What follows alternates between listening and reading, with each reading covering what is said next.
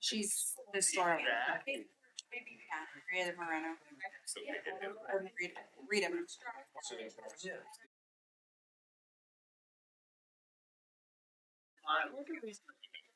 All right.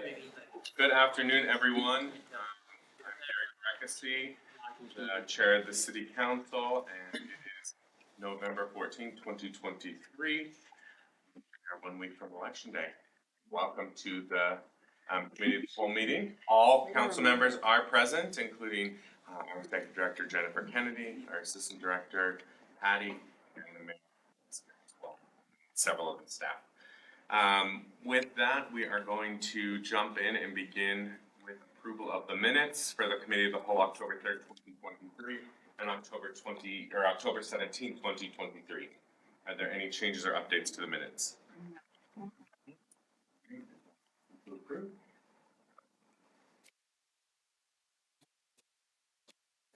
Is there a second? Second. Okay, all in favor?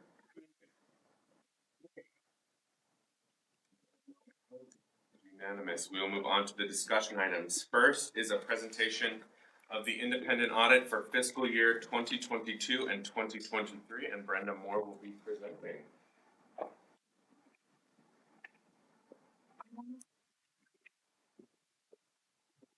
So I think most of you know this is Rob Wood from HBME. They're our auditors. So I'm just let you know, talk about his audit and what they found. I'm gonna put just a PDF on the screen, just so that if he refers to a page, I can go to a page so that we can about it. I know you only got the printed versions today when you showed up, but this is essentially the same. It's upstairs. David and I got ours last night. They didn't get it all weekend to study it? They had the electronic version. Wait, so they have it. Yeah. Pleasure to be with all of you, services to the city. I'm excited. This is my first one that's being done. I get another one done tomorrow, but I still have 5 more to go after that. So we're keeping busy. Pleasure to be working not only with you as a council, but the administration here at the staff. I know we got a chance to talk with Jennifer over some issues, but Brenda and her group with Emily and Scott and so forth do a bang up job here at the city in managing the day-to-day tasks and trying to keep all the funds and all of that straight. Not only your enterprise funds, your internal service fund, but also all your governmental funds, especially the general fund, which is really that's your operating account for most services here at the city. Really what we're looking at, page number 9 in the book. Brenda will go to it. This is the independent auditor's report. So obviously as a state requirement, you guys are required to undergo an audit. We completed those services. And in doing so, we issue you an opinion. So right up front in the second paragraph, in our opinion, the accompanying financial statements present fairly in all material respects for governmental activities, business type activities. Each major fund, which represents the column, represents usually a major fund. And your aggregate remaining fund information for non-major funds, which you have, and then we give supplemental schedules on those. The balance sheets and income statements, and any cash flows for your enterprise funds and internal service funds. We feel that everything presented within this is fairly stated. We don't feel there's any material exceptions noted. Now, we can't say that everything is 100%, because on an audit basis, we don't have time, nor do you have the resources for everybody to say, we want you to audit every single transaction that we did. So we do a lot of stuff via samples. We do confirmations with outside parties, banks, investment companies, so like Morton, state treasurer's office for your PTF account. All of your bonds are confirmed with the banks. We do confirmations with Utah Department of Transportation, Salt Lake County for your property tax, state tax confirmation, or state tax commission for your sales tax revenues, plus franchise taxes with Rocky Mountain Power, Star, and so forth. So we get a lot of confirmations and then make sure that both entities are in agreement with what they provided. So best opinion, this is called an unmodified opinion. We also refer to it as a clean opinion because it's the best opinion I can give you as an independent auditor. There's also supplementary information, as we mentioned in the statement, so on 2 pages later, page 11, we do give an in relation to it, meaning we've looked at the supplemental schedules and feel that those are fairly presented in accordance with GAAP, match what should be done for the city. One of the interesting notes is the next 12 or so pages is a management's discussion and analysis. Now, the management discussion and analysis is something that is prepared by management, in this case Brenda prepared it. It's the only really place in the book that you will get a comparative basis on your statements between what happened in 2023 compared to what happened in 2022 on a summary level. So those tables begin on page 17 at the bottom. And this covers your statement of net position on a summary basis. So if I were to look and say, hey, at the bottom for our governmental activities, cash and other assets decreased by $5 million, and say, well, why did we decrease? Well, if you look at the building that we're in now, we spent like $14 million on this building. So you take this building out of it, you really had an increase. You can see that when you look at the total capital assets going from 164 million up to 182. Well, we capitalized this building for nearly 30 million, something like that, $30 million. So we had a lot of capital asset activity in fact. Now, we already had some of that on the books in the prior year, because we've been building it for a couple of years. So now the building's complete and it's wonderful. You look at the proprietary funds, and you say, okay, in current and other assets for our business type activities, had a decrease of $10 million. Really, and we'll go through this on the next page, the significant portion of that decrease is the power fund. Power fund went through several months of having, in fact, they took a loss. They had to pay $12.2 million more for power, purchasing of power on the market than. But the benefit is they have the resources to do it, and you didn't have to pass that on as user fees. So it shows you, yeah, you can build up fund balances, but in the case of like power, those resources can be spent in a hurry to the tune of this year of $12.2 million. So I think that spurred you as a council to look at a 3-year power rate adjustment that will take effect, that took effect in July. If you flip the next page, this gives you a summary. So at the top right on page 19. This gives you a summary of what we would say, here's your income statement, your profit and loss, whatever you want to refer to it. In the governmental standards, it's referred to as a statement of activities. And it presents your governmental activities and your business type activities. Looking down at the bottom, increase, decrease in net position. You've got $17 million increase in governmental activities and a $6.5 million loss in the business type activities. Well, we obviously know what contributed to the loss. That was power. Everybody else actually had an increase. So operation wise, when you look at the government as a whole, you've got very strong fund balances, you've got very strong operations, but you're monitoring your costs, monitoring your budgets, and we'll kind of go through that as we present here. And probably the more interesting note is you guys probably track more the fund statement activity rather than the government as a whole. Looking at your budgets, you all adopt a budget, you amend the budget throughout the year if expenditures and that are going to increase. So we're on page 32 of the financial statement.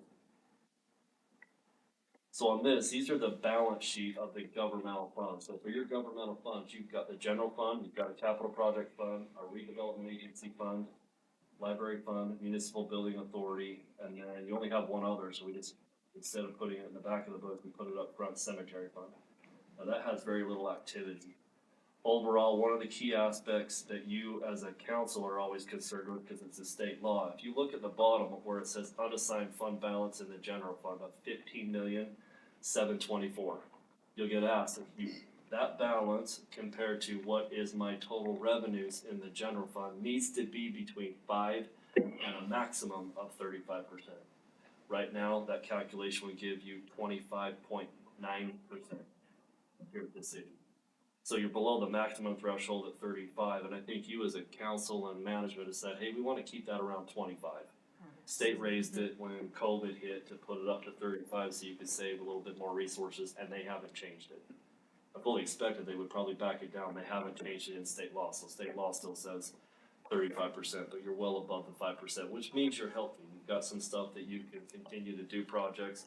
Well, as we know, as we've operated government, we get our bills out there, everything's gone up. I mean, I go to Wendy's and get a combo meal and now it's like $14 instead of $6. You just look at that and say, okay, cost of everything has gone up. So yeah, we have some resources, but they don't go as far as they used to. Other places too. It seems like if you go out and get lunch you can't get for under $10 anymore. That's why I go $2 more places. Okay, sweet. So when we get pizza now. Yeah. $7.99. Okay, so if you look 2 pages later, we go over the income statement. Now, there's a few things I wanted to point out here and some changes that came about. One, the positive aspect. Yeah, go ahead. You had mentioned about 35%, that had to have changed in the last few years, because it used to be 25. Yeah. And so when you say you're surprised it wasn't changed back down, okay, you don't have any idea what they boosted it up for 35? I know they boosted it up so you could save additional resources. There were more costs and other things that were done, so the state legislature bumped it to 35%. But you, Now, I had several agencies that were going above that and whatnot. It's really just to say, well, say I held 25% for so long, I always thought it was gonna be a temporary change. Apparently not. I don't mind the 35%. sure. Because you can see how fast money can. They didn't anticipate spending $12 million, and we had no control over that. The cost was what the cost was. Luckily, you didn't have to pass that on to the residents. You had funds or resources built up that helped cover that. I want to point out on this one, so does that answer your question, Mayor? So I don't know what their basis is. I like them just to really keep it where it's at, because you kind of get used to it. If it went down, that just means we have to spend more money to reduce the resources and do more of our projects. There's always a list. I've always said this, go talk to your engineer and they can spend millions upon millions of dollars in a hurry. Yep. Over half the stuff I review is signed off on by the engineer. One of the things I want to point out, so obviously back in early 2000s, we joined Utopia along with 13 other cities, 14 original members. This is the first year Utopia was in a position actually to refund some funds. So in June of 2003, I believe they gave you the tune of $502,000 refund.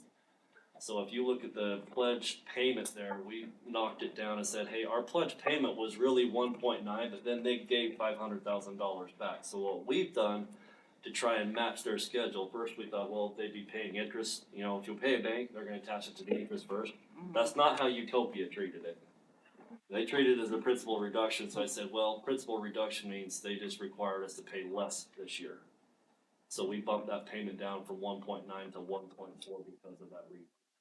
Now, I know in your statement, you don't track it necessarily on the statement level with an allowance, because it's a bonus if we get the money. You're sitting right now at, I believe, just over $23 million that you have provided to Utopia.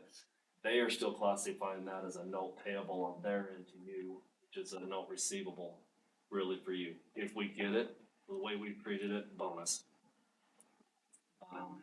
But it looks like based on what's happened this year and even towards the end of last year, services and stuff at Utopia seems to be picking up. So maybe they will be able to pay some of these resources back. But they've got a big portion of debt. I think their fund balance is like a deficit of $300+ million. So they've got a little ways to go. They're still building. But overall, if you look down at the bottom, changes of fund balances, every fund had a positive except the MBA. Well, the MBA was expected because we finished the construction all part of this building. They still have some cash and what's not left for some things that need to be done, but you also see under miscellaneous, there's a $1,805,000. The general fund started paying for the rental of this building, and that funds ends up giving them the resources they need to pay back on the bonds. So you can see we started bond payments for $585 in principal and $1.2 million in interest. That's the reason for the governmental tracking, so they have the resources to pay that. Any questions so far? I mean, I want this, what do you want to hear about? I can keep going through statements, and this is exciting. Maybe it's exciting for me and Brenda, maybe it's not exciting for you. So what type of stuff would you guys like to know about? I don't We know. we booked all the adjustments, were there any adjustments? Did they get the letter that I sent today? Yeah. Yeah, I just. Yes. Okay, so in the letter that I sent out today, I attached to the back of that the journal entry. So when Brenda and Emily gave me a trial balance, anything after that trial balance, we do as journal entries. So, you wanna just cover the journal entries? Sure, there were 8. One of them was, he just talked about, it was the reclass of the Utopia UIA bond from a dividend down to offset our payment. I didn't Sure. feel that was revenue coming back to the city. Revenue for what? They just refunded part of our Yeah. stuff. So With that payment instead. next year we'll book it down there, if and when we get it. There were a couple that were associated with, the new standards on leases. It just, we needed to book it instead of a rent or lease payment as a source of, let's see, one was lease principal and one was bond proceeds, like proceeds from borrowing, cause we got a new lease. The others were reclassifications and a couple accruals that we missed. As people send us for the 60 days after June 30th, when they send us a check, quite a few of them need to be put back in the previous year, and we missed a couple. We missed a natural gas one, and we put one in the wrong category. It was due from a government as opposed to due from just a That's just a Person. reclass. It was a That's really reclass. nothing. So most of these were just reclasses or, Picking up some additional accruals yep, that need to be booked. and that So was like it. so the state tax commission is 2 months behind, so until, cause they collect it from the business, goes to the state tax commission, and the state tax commission has 30 days to give it to you, hence 60 days. So when you're receiving payments from them at the end of August, they're paying you for services that really related to June. Everybody else is on a 1 month lag, cause you're not going through another intermediary. Property taxes, the county collects it, then they remit it to you like 10 days after the month end. Same with franchise taxes, that would be Questar, Rocky Mountain Power might do a little bit, not as much because you guys have your own power department. So really We get a little. the tax on power is really billed by you. And then the power fund has a transfer to the general fund to give the general fund the taxes it needs for the power. Whereas most other cities who don't have a power department, they get a huge check. I shouldn't say a huge check, they get a check for Rocky Mountain Power every month. You guys get it for natural gas like every other city as well. There's a tax on all the natural gas for the bills that each and every one of us in this room probably pays. So don't we get a check from Rocky We Mountain do, Power? it's a small one, I mean, It's a small one because you provide most of the power through the Right. city, but you did get a small one. and we just missed one, we missed the. You missed the Dominion Department. Yeah, we missed the Dominion, that's class 1. So not earth shattering, It just. wasn't earth shattering, but Be aware. None of these journal entries that we have were really kind of earth shattering or what I would say a material or significant deficiency weaknesses. They were just normal run of the mill errors, hey, we missed something. I've had them where they've gone the other way. I have had a city council, this is back in 2017. Worst finding ever that I gave, I considered it a material weakness because it was like 9-10% of revenues. But they, looking at this, say, hey, this wasn't just at the year end that we missed the accrual, this was in your books come January, August, cause they used those state tax commission, they recorded the accrual in the prior fiscal year, and then they never reversed those, so they recognized the revenues for sales tax, telecommunication tax, transient room tax again. So when I looked at the taxes from an analytic when I first started with the city, it's like, did you guys open up something big? Costco, car dealership?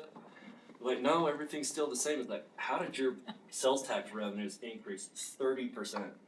I mean, they were through the roof, where we had over $1 million. So that's where you say, okay, nobody caught it. That's a significant material adjustment that we would bring to your attention. I wrote up a finding on that, and it says, nope, nobody caught it. And that these are relatively small, tens of thousands of dollars. I don't think anything breaks $100,000 Nope. on this thing. So really, if you look at it towards each of the fund, there's some of these that Brandon could have made the choice, I don't wanna book it. And it wouldn't have changed my opinion. So I'm assuming that anytime we get a check from Utopia, it probably would come in through adjustments, right? it would come in and it will, no, you won't see it. Next time when I book it, I will book it directly against liability. Okay. That was just different. I felt from an accounting standpoint, it really wasn't a miscellaneous Yeah. revenue to the city. Yeah. It's like they're paying me back some of my expenses Right, or right. reducing their note. So either I got interest income and a reduction of principal, Mhm. or in this year with how they were treating on their books, it's just a reduction. Instead of us giving them 1.9, we just gave them 1.4. Mhm. Because that's what they Yeah. increased our note by, is the 1.4. So Yeah. I just wanna match it up, so we don't have to do significant reconciliations between them and us. Because right now, we're already not booking the interest on any of those things. And that goes for my other cities that are with Utopia. Layton does the same thing. We're not reckoning with interest, because we're not guaranteed we're gonna get it. We have to write this thing off. Why would I wanna write more interest off? Right. So we do a reconciliation, both of the entities for me, on information like that. Assume most of the other members are the same. I know West Valley, I've seen their books on that one for them. Same thing, it's just, it's not a guarantee that you're gonna get it. It's like, well, then I'm not gonna put it on my financial statement, I'm gonna knock that thing down to 0. And if I get it, great, Great. bonus. Okay. How long do cities usually keep it on the books? I wouldn't remove it, so with Oh, okay. in your case, it's because they're still giving, if you I confirmed it with them and they confirm, yeah, this is how much we owe each of the entities. I have every city. So they acknowledge it. They too. acknowledge Yeah. it, because they acknowledge it, it's like, well, we don't want it to go away, cause what happens, you have elections and that coming up. Councils turn over, mayors turn over, management turns over. Mhm. I don't wanna get rid of this off the books to say, hey, we're not expecting it Right, got it. anymore. No, we're still expecting it, we're just not gonna give an accounting credence. Well, not, so we're footnote disclosing yours, whereas like Layton City, they put it in their receivable as, here's a note receivable, but then there's an offsetting allowance for doubtful accounts. We don't do that step here, as long as you disclose it, so somebody's tracking. If you tend to write them off, it's like, what do I do with this check? Where is it? If somebody's new that comes in, I don't know where to put this. Yeah, okay. So don't Got get it. rid of the full-on accounting. No, I was For that reason, curious to know, cause I know it's been there since the ages of time. It seems like. We've built it up quite a bit, Yeah. right? Yeah. Yeah. So. And I Just know curious. the attorney, he had a strong opinion on that one. Previous attorney, Attorney, correct. don't know what current attorney thinks. Obviously, if we flip to page 71, the standard setters haven't stopped issuing out new accounting standards. I'll give this as a reference. Back in 2002, we were at GASB 34. Okay, that was 2002. Fast forward to 2023, we're up to at least GASB 101, 102. So they're averaging like 5 to 6 standards a year. Now, not all those standards are applicable for you, but they've been accelerating. Over the last 2 years, we've had some significant ones. 87, which dealt with operating leases, they now want those reported, and we talked about this last year, you report a right to use, intangible right to use lease asset on your books, and then a lease payable on your books for all operating leases. Whereas before, we only did that for capital leases. Now they've done it for subscriptions based on software-based information technology arrangements. So Brenda and crew looked at your contracts with various items like police cam, stuff used at the fire department, stuff used here as your Tyler software, and looked at the standard requirements to scrub out. I think she found one that dealt with the power department on their, with the SCADA, SCADA system. on the SCADA system. So I know we paid $60,000 in '23 to begin that asset, so we put that asset at $390,000, and the payable obviously has already been reduced by 60. So that is an agreement you've entered into for the next 4 or 5 years to have that system. But we'll continue to analyze new stuff each and every year, because those two standards, both from a lease and a subscription, aren't going away. This is supposed to make the Yeah. standards clear, cut, and dry.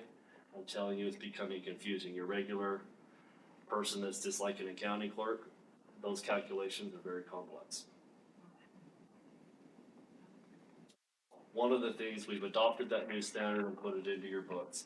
I fully anticipate you've applied, and I think you've received the award for 42 or 43 years on excellence in financial, 43, excellence in financial reporting. The mayor. I am very confident you're gonna get it for the 44th year, provided you submit the application. Yeah, we do it. Okay, Brenda won't. Oh, I'm not do it. I don't wanna be the person who snaps the run. I mean, our firm is happy to report, anybody that we've audited that's ever submitted that report has always got it. So if they wanna pay the fee and go through the report, I haven't ever had one that's been rejected. I think the comments that we got back from last year's submission, they always give you some comments and tell you whether there are any minor changes or, hey, if this isn't changed, this could jeopardize your award. I think they really stretched it this last year. I mean, we got into language, like, instead of calling it right to use asset, we needed to put intangible in front of right to use asset. That's how big nitpicky they got, it's like, hey, clarify this throughout the report. So we've made those updates and I really feel this is one of the best books we as the firm help, prepare the cities that we do. So I think you really got a top-notch finance director and controller who understands this stuff and thoroughly review it. You'd be amazed at the hours that we spent to modify the draft and then read all that stuff. And it makes you guys shine as a city. The last two items I'll point out, if we get to the back, there's some statistical and some additional notes, including the Utah retirement system, which this year, the Utah retirement system, if you remember from last year, all the net pension liability went away, which means every single pension plan that they monitor for us was in a positive position, more than fully funded. This year, because of market performance, that went back down, so the only one that's in a net pension position is the firefighter system. That's all we've been, that's like $2.9 million, or 2.3, something like that. The other governmental funds have fallen back into a net pension liability, but they're still funded anywhere from like 94% and 97%, so they're not that far from the goal. So we do have a net pension liability that's come back on the books. What makes it interesting is when she gets to the MD&A and she starts tracking the differences between years, those aren't an actual expense, it's a paper expense to book that stuff on the thing. You've either gotta book the asset or the liability or change it, well, that affects, the other side of that, there's an income statement effect. So it's sometimes making the change. I know Leighton at one point, he says, it makes it look like I'm not paying my ambulance people anything. If you technically look at it on paper, but he says, yeah, a good majority portion of that was because of GASB 68, which is just a paper expense. Okay, so those tend to mess with the word income, on the case, and I think we were at an income position again this year. So really what that means is that we reduced our expenses. Let's go to the last couple of pages. Page 137 is our independent audit report under compliance with government accounting standards or auditing standards.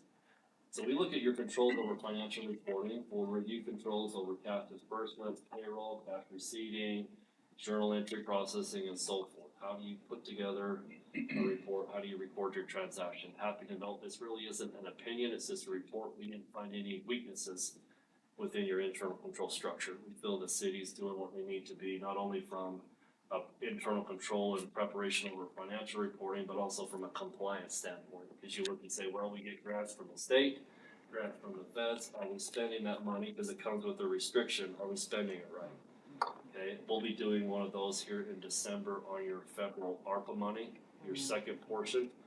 We will cover that. We didn't have time to finish that one. We felt this book was more important than trying to put in a single audit type stuff. So we will get that one. I fully anticipate, I think we've already covered most of the expenditures on that, so there wasn't any exceptions on those ones. The final report begins on page 139, and this is your compliance with the state compliance audit guide that's put out by the state auditor's office.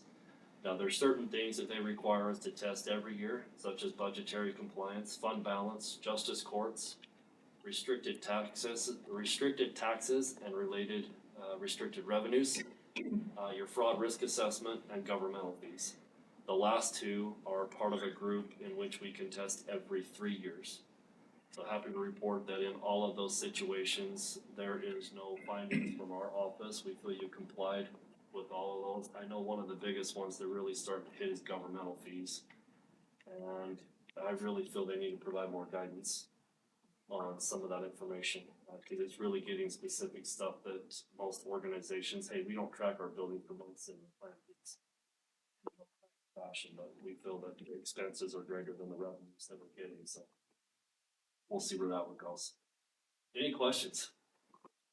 I have a question. Yep. I know, like, I think I put it here on page 125. we receive revenue from our retail spaces.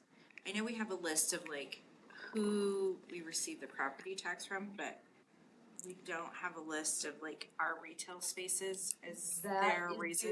due to state tax commission disclosure rules. So I cannot tell you, I'm just curious. this is true. I cannot tell you by individual, whatever. That's why they're all done by category of what they sell, whether it's retail, vehicle, that's Or basically online. us, municipality, basically. It's privacy for the business. Cause if we told you how much tax they did, you could back into how much sales they did. I'm just curious because I know there's other cities that do. Like Harriman does. Yeah. I called Brenda, hey, how many, Yeah. do you get? She goes, I can't tell you that. Like a big, For breaking, Okay. Iowa, yeah. So it's a that's interesting. rule, Harriman. not- it's a state tax commission law. Okay. I was just curious. That would be, yeah, it would be statutory. Yeah. Yes. I'm just curious because somebody had asked me about that. And I thought, I don't know. I signed a non-disclosure that let's- says I can do it, Do you sign a rep letter? something like that. Signs the rep, who else signs a rep letter? For the audit? For the, are you talking the auditor for this? For the audit, who signs a So, rep you know, letter? Brenda and Emily. Okay, so the mayor doesn't sign the rep. He can if he wants. Well, I've got the paper in the back. It's kinda like the CEO, so I just didn't know. Signed it as the finance director. Really, it comes down to preference, so if you wanna sign it, I'm happy to add, if not, I mean, I have a meeting with the mayor and he's apprised of everything that we're doing, and also meet Doug. And we go over issues, anything that you guys have of significance. Before, so we can, especially if I could do it as part of the audit, happy to help cover those services, or if we need to do a separate engagement. More involved and more in-depth. And you do fraud inquiries, I assume. People throughout the city, from the golf course to the power department. And it water department. rotates. It does. Obviously, we hit some of the key people, but we also try and hit some of the line people. Hey, is there any little issues we should know about, any, employee morale, stuff that you've heard? And because of what we do with, we're up to about 14 municipalities, I think, at our firm, plus we do some school district, and we do counties, and we do special districts. If we find something at one of those, we darn well take it to our other organization. Hey, you know what? We noticed something, an issue at one of our cities, maybe with recycling fees. Recycling of metal and materials that Public Works might be involved with. It's like, they may have had a problem. What do you do on your end? Let's make sure you're covered. And the same thing, if we notice even if we notice a good practice, like, hey, you know what? Murray processes it this way. That's probably a good recommendation for you guys to take, cause I'll get a city that when we complete their audit, we said, let's go do a lunch and let's talk about best practices, cause we know you guys do this a lot, you're not seeing it just once, twice, you're seeing a bunch of times, so let's go through maybe stuff that doesn't have to be written or a finding, what do you think we could do better, what are we doing well, and we've seen with some of our brother and sister agencies out, what can we do differently, so it's great knowledge that we gain that we can pass on to you. Is there anything we're not doing that you, in a perfect world, would want us to be doing? If I could put my clients in like an ABC, you are definitely in my Wonderful. A-level category. Great. So I use you more as an example of this is how you should do it. And a lot of it really comes down to like Brenda and Emily, Absolutely. pay attention to details. Not everybody I get pays attention to details. They'll put me a schedule, it's like, that doesn't tie to the general ledger. So is this right? Or is that right? Or is it neither one of them are right? Now, does that surprise you that Brenda pays attention to people? No doubt we have the best, I would argue. So, no, that's great to hear, and glad to hear that it came out clean. And there's always gonna be adjustments, and for the adjustments you described, it seems like most of them would have been de minimis from that perspective, so. That's where I go, even though I've got great faith in what Brenda and Emily do. And look, the CFO taught me when I first started with HPSA 18 plus years ago. He pulled out a dollar bill and he goes, "What does it say on the back of that, Mr. Wood?" I said, "In God we trust." He says, "That's right. Everybody else we audit." Trust but verify. Trust but verify. But I really look at this and say, this is your financial statement, and I have some reports. an opinion up front, but I care about what's in this, cause if somebody finds something and say, why did you audit it like that? If you look at publicly traded companies, it could have been nothing to do with the auditor, and if something goes wrong. Auditor will always be Auditor is the approved. one, it's scrutinized, and hey, you should have found that. So I really care deeply about how this is, and you can see from the journal entries, we do look at everything and give a thorough examination to come up with, let's make sure this report is the most accurate that we can do. And you're the signing partner, then. Signature. So I manage the Even though it's a audit APME. practice firm. I have three other, Oh, you manage the whole practice? I manage the audit side. Top, I guess, audit partner, two other audit partners. We do this quite thoroughly. That's the contract done. Yeah, I was just gonna ask that. We're going out for RFPs in, Twenty twenty-four, we, Can we still 3 go years? with your firm, or do we have to go to I'll another? give you a contract to the bid right now. we can still. How long have you been the partner? I've been a partner since 2015. On this job, you've been a partner? No. Sorry, on this job. So I used to, back when Don Wetzel, and previous administration, we did the audit for Murray City for 11 years. So from 2005 to first year after you hired Justin Zollinger.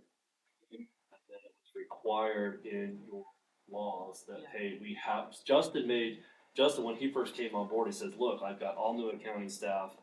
I don't wanna create a new audit. I need somebody who's got stability, because everything else here is new. So he petitioned the council for, give me at least a 1-year extension. So these guys Yeah, get me through and I Justin, can get up to speed on what's going on, cause he came from Logan and he knew us. Cause we were doing Logan Yeah. City at the time. And then you went away, I think, for 5 years to Keddington and Christensen, came back 3 or whatever, and then came back to us over the last 5.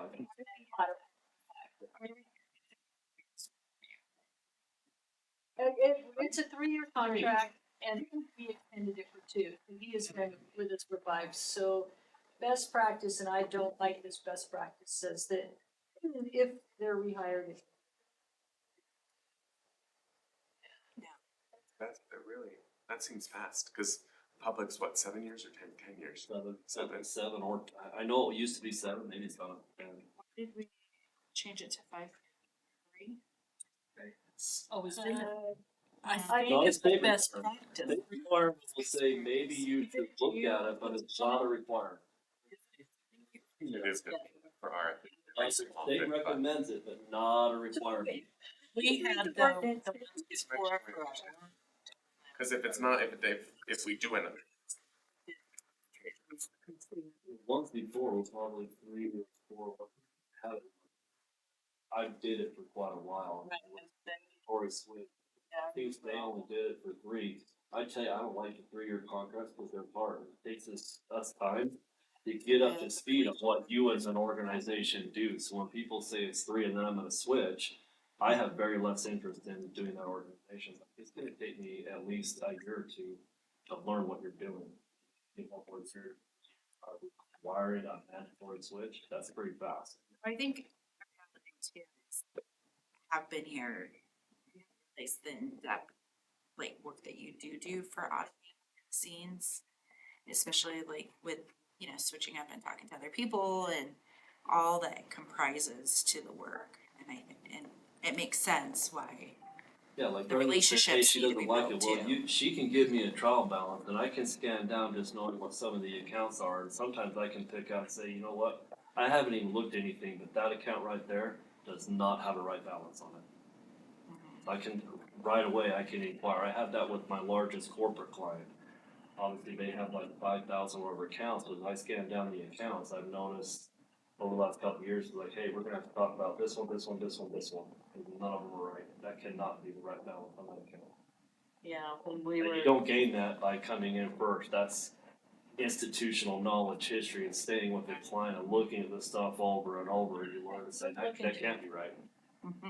we will look into it. We still need to do an RFP because our contract is expiring. Yeah. Last time when we interviewed you, I mean, Justin just thought that Dace, you know, what did they say? The sun Sun rose rose. and set with you and your organization, so that was such a good, and, you know, few interviews. So we try and pride ourselves in the work that we do, You guys and try and were be awesome. thorough in what we do. There's certain jobs that we've taken over, and like as a state, even looking at what some of these CPA firms do. I have one organization this year where I have a $6 million bond that was issued in 2022, and it was not picked up. And I said, how do you miss a $6 million bond? Then there's also, fresh eyes. Yeah. There's also the fresh. That's eyes what we're when you looking, so we spoke have with- others like, we have some other cities, larger cities of your size, that they do a rotation. Hey, we can stay with HPME, but what we wanna do is rotate the audit position, where the audit partner position, can you rotate that? Like I said, I've got 2 other audit partners and audit manager, and it says, we can rotate that Interesting, position, so yeah. probably nothing that would preclude me from being maybe a staff on it, but we rotate it, say, you take over. Is this one I wanna give up? Cause I just told him, hey, this is an A-list client. Do I wanna give that up? No, it'll make my life easier. I don't wanna go from an A down to a C and try and fix a bunch of problems, so. Yeah, that's a hard pill for me to swallow, but we love the work and love working with Surrey City, and we've done it quite often. I'd love to stay with you. Thank you.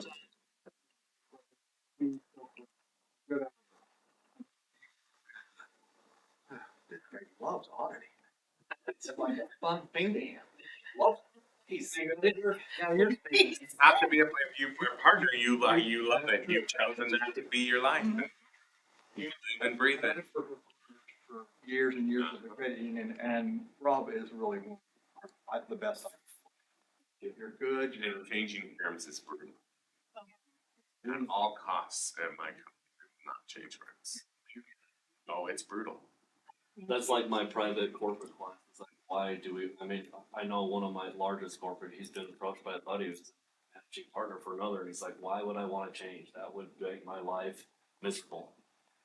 He knows everything in about, he just understands it. You would take years to get up to speed. And too much cost, you would be more than he would be anyway, cause you work for a larger firm. Auditors don't get a lot of credit, but Thank you. I've learned a lot. I've learned a lot. So thank you. We're loved. Yeah, I know. Really, the relationship, the way that I look at it, say, I don't wanna come in here and just tell you what you're doing wrong. I wanna say, how can I make you better? Right. And how long, like, do you guys go back and forth? Like, it's a few months, I'm assuming. Yeah, we've been working on it since Mid-September. mid-September. Joanne spent last year, whenever she'd have a question on fixed assets, she would call him, make sure that how he thought we should do it and they thought that we could work it out in advance, so that means there were no fixed asset adjustments on that list. Because if we have a question, we just call and make sure we get it right first. And leases are expected. That's killed everybody. Yeah. You don't find issues in leases, then It's a standard that doesn't make sense. it's 606. Well, you're in the private world. 606, in my opinion, is way worse. But you know, Yeah, so. Oh my god. Thank you. we could geek out for a minute. No, I- Thank you. Really appreciate you all. Thank you, Brendan, for all your team. Thank you. Thank you. Thank you. All right, with that, we will move on to our police department report, and we have Chief Greg Burnett here. Present it to us.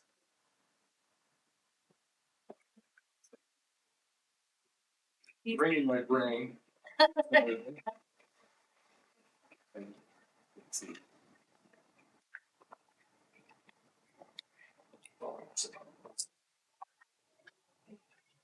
You like the.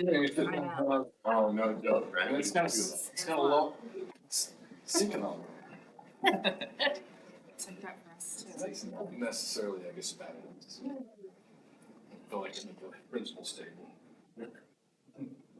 Well, thank you for, what's that? You were there a lot. Well, you know, you would think that I was more the gray child, you know, the one that, I didn't want anybody to know who I was, I just kind of floated along. The less attention I got then was probably the better. Yeah, thank you for asking us to come to talk to you. We're good. You know, last year, when we did this, I gave you a pretty good overview of the police department, the workings of the department, how it's structured. I know you weren't here, and so I'm going to just kind of not get into as deep that direction, but more of a, just kind of an overview of what we're seeing, what we've been doing this last year. any questions you have as we go along, please, Well, that's a good question.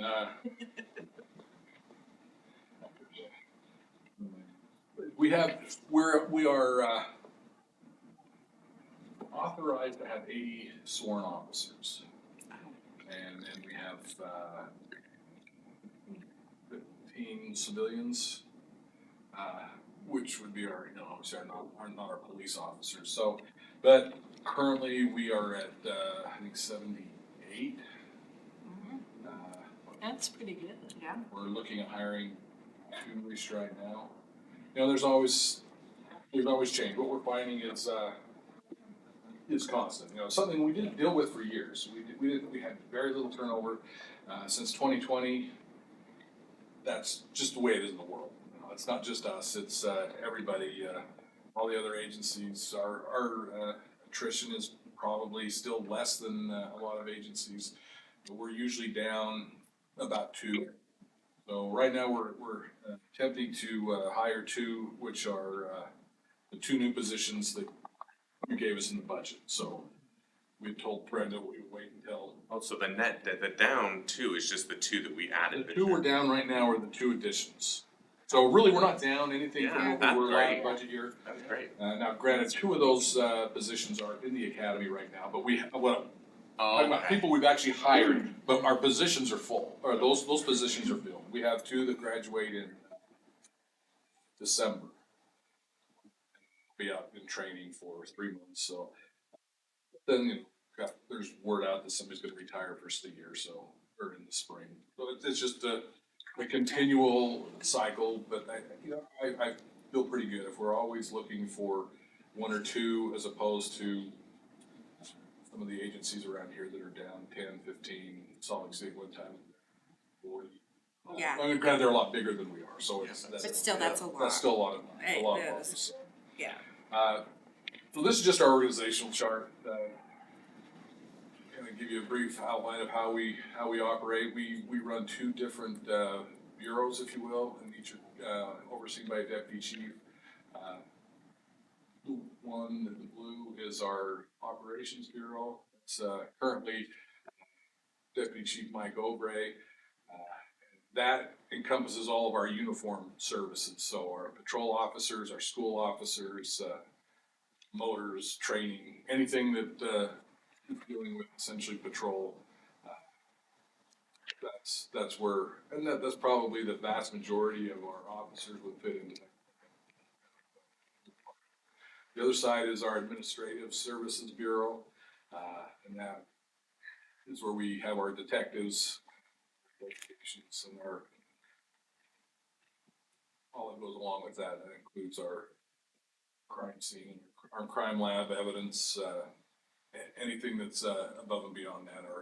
And Kristen and her folks fall under my and she's our new records manager, and we just hired a record supervisor that will work with the day-to-day of our records. So it's just kind of that. Next slide is our SWAT's directly under you. Yeah, there's some. I have a lieutenant that runs it, but yeah, they answer me. So in order for a SWAT team to be called out, they have to call and get permission from me or my designee to be able to. Anytime a SWAT team comes out, I know about it. But that's just a specific subset Right. of the existing. Right, and those are all officers. Actual training, Those are they're in their officers- normal Those are area. officers that do something else. They're detectives, they're patrol officers, but they're also trained as SWAT operators. So that And when that's where we have. And that's the ones that would go to that inner Yeah, local interlocal. agreement, right? In that event that we have that agreement with other cities where we create that force or whatever. well, that can be at It can times. be, okay. But essentially, our SWAT is just, if we have an incident here that requires a little more tactical issues, someone's got a gun or something like that, they have the equipment, the training, we'll use our armored vehicles for something that's not used very often, but it's good to have one when we use it, so that's kind of. Just kind of showing you what we've what we've done for calls for service. 2021, we were almost 47,000. Last year, we were only 46,000. So for whatever reason, we were down about 1,000 calls for service. Year to date, we're at 40,000, and we still have a month and a half to go. So we're on pace to at least equal 21. We'll be a little bit above that. So we average about 4,000 calls. Oh my gosh, you'll get 6,000 to 7,000 more calls Yes. from here to Now, the end of the year. wintertime things slow down a little bit. Our real busy times are obviously the summer. People are out, people are active, kids are out of school. There's just a lot more going on. When it gets dark, a lot of that, they stay in. When it gets cold, even more of them stay in, but we still, we can still be busy. So, you know, that it's still, even at that, I think there's no explanation as to why that happens. Sometimes it's just kind of the ebb and flow. So, averaged out, we're about the same here in the last few years anyway, which is a good thing for the moment. One thing that we're looking at is what's it called, case service? Yes. Our records management system is Versaterm, and they have a module that a couple of other agencies in the valley are looking at. We've asked to be part of that bid so that we can see what's gonna cost us. But it's called Case Service, and what it does is it's a online tool that people will be able to go online and pretty much do a report. So that we won't have to call them, we won't have to send an officer, and hopefully that can free up some of our officers especially during busy times to do other things. Don't know how that really will work until we do it and look at it. But it's not anything that would really require us. It's you're calling to say your bike was stolen or something that really doesn't matter if an officer shows up or not. All those type of calls we would still be responding. So kind of they're still getting us that information. It works through their process and has some AI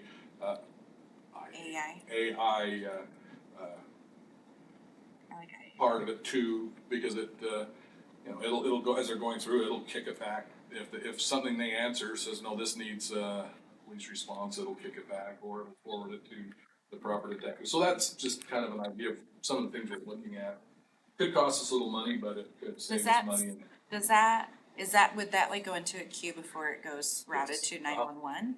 Well, this Or no, it would go to the police. this would bypass 911. So So everybody if you today call the wants to police get on, department, yeah. do everything online. Yeah. We get reported concerns, which are where you should be going to report Yeah, other Yeah. things, but we get people that will, my neighbors are loud, they've got this going on, please come. Well, nobody's gonna see that until Monday morning, and they're not gonna see it Saturday night. So this would be a way for them just to be able to do reports that really don't, it's not necessary for us to actually show up and do anything. The interaction would be necessary. What about sounds? About what? Sounds. I'm still getting calls about sounds that are coming from underneath the roads. Have you been getting those calls? Oh my goodness. I know a couple of people, the one lady. I mean, there's the ones that we've dealt with. There's two others. We've all looked at it. Is there anything that we can do? That's what I tell them, but I'm not very happy. Sounds. Me too. I remember someone called me. It was like a kitchen kind of thing, and Well, what we find out is everything has to do with the police.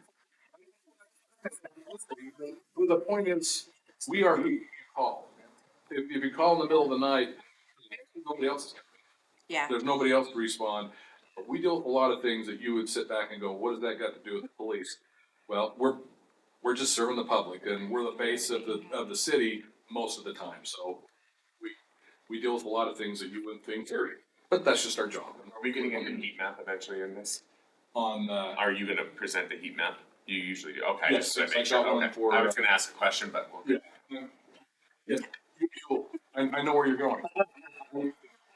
Staffing, like I said, we already talked about that, you brought that up.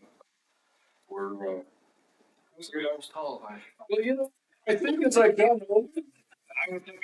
Concrete being like, do we need to fix that sidewalk? Well, that's what the old one. And I told her, Kristen, really, that's the picture you get? Standing there with the giant? I know, really. I mean, Next time in between the two. once you turn 60, I didn't realize you lost a foot and a half.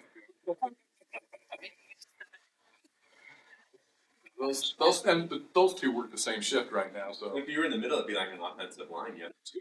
They don't give it work, it's today. You, 5, I think, right? that's better than it used to be. Well, On the we can board? only hear what applies. I'll be there for years. It's not a career that a lot of, or we get women and then they decide that there's this thing called being a mom. Yep. They don't wanna work anymore, so we To. She works here in Murray. just ask anybody that wants to apply, we look at them all, so. It's getting better, but are you? Well, really- you know, we'd like that anything to be higher than what it is, but we look at what we get. Who You hire the applies best and you can. get, you know, what we find as we go through our recruiting and everything else. We wash a significant amount of people out of background checks through the background process. Holy, holy, your heat map. So this heat map is, this is dealing with the unsheltered. Yeah. Which is also gonna tie into the crime in those areas, so, this just, you know, as we've talked in the past, these are high, areas of incidents. 4500 south, from State Street all the way to the river. The center part would be around Murray Park. And then down the corner where it's really hot, so hot it's blue, is, would be the Studio 6 Wheeler Farm area. And now, recently this fall, or late summer, kind of a coalition of, businesses and neighbors down in the Wheeler Farm area have kind of gotten together. We've met with them as a city once, and I think some of our officers have met them twice. It's because they're all concerned about those issues too. So we're working with the businesses around there to try to help them feel safer, helping them look at things to do. And one of the things that I think is positive that's coming out of there is Salt Lake County, when they were finally able to get their crews back from flood control, have started going into Wheeler Farm and deforesting or whatever you want to call it. For the dam. Yeah, for that whole area is so thick and overgrown, and that's kind of what you want for that place, but it just gives everybody a place to hide. So they're going through there and they're cleaning it up. They're raising the canopy so that you can see from distances, and it's making it a little less able, or, the ability to camp there is. I mean, it's like. So that's kind of helping there as well, so this is throughout the year, I think we're seeing a little bit of a downturn. It's still pretty good. And so just to speak to that, I've actually met with all the surrounding businesses as well as the studio, and I'm going to be meeting with the corporate team here very soon, but we should talk to you at the side. Yep, we've met with them, we've talked with them, they've come in, our guys are meeting with them on a regular basis. But there's some big changes. So, well, Do you see, since the development going on around in Murray, do you see a little bit of decline of crime in those areas that used to have, like camps and shelters, well, like, anytime there's something that's built on something that's So- there, so we can chase off the Good. building. yes. Especially in District 2 and certain areas that have. Last time we saw it in the sense of, Fire Clay felt like was bluer. It wasn't just the one area. Yeah, that was, I think, this is over what? This is almost 6 months, the other one was a little tighter time frame, so it might have shown up time. But this is a good I mean, this is And good. granted, this is just talking about our calls for, dealing with being shelter. But you could take that and look at those same, that same heat map, and we could put the crime map on top of it, and it would mirror this. Okay. Yeah. Right. We're not, this isn't gonna be much different than if we put up and said, okay, here's where all our thefts are occurring, or something like that. It would be very, very similar to this. Awesome. So, yeah, there's just a lot of things we're working with the city, departments, trying to clean up areas that we were able to, and, this has been good, because it's not necessarily a police. You say, why the police? Well, that's not always just our problem, and we can't arrest them or anything else, and that's not the goal is to get them help, get them resources, but there are those that don't. But we can't, doesn't mean we can have them camping in our parks or in our neighborhoods, so we're trying to do the best we can to clean that up. Yeah. This is, this slide, just, one of the big changes we've had this year is we now have 2, police service dogs. The one on the right, Riggs, is a new dog back there in training right now, Officer Yates and Riggs. Riggs we got for free from, Syracuse. Apparently they were finished with their canine program. They said they had a dog that they would just donate. So that dog's already been through the training. This training's more for the officer. And Argos is old, and he doesn't get around as much. So we're kind of in a transition phase. I don't know how much longer Argos will be able to continue working before we look at retiring him and then deciding whether we want to stay with 2 dogs. What we're doing with our dogs is they are single purpose, which means we just use them for one thing, and that is their nose. They do drugs and searching. We don't use them for aggression or to bite or anything else. As Argos got older, we took that away. Riggs was never trained that way, and frankly, it's just a better model to go forward just because of follow the news and watch what's going on in Salt Lake City. We don't need that. So this would be if you pull someone over and you have suspect of drugs, you would then bring one of these in. Dogs would search for the drugs within, that's what we use these dogs for. That means they could help us do other kinds of searches or articles, but that's what they're trained for. They're not trained to find and bite or use for aggression at all. Much less liability.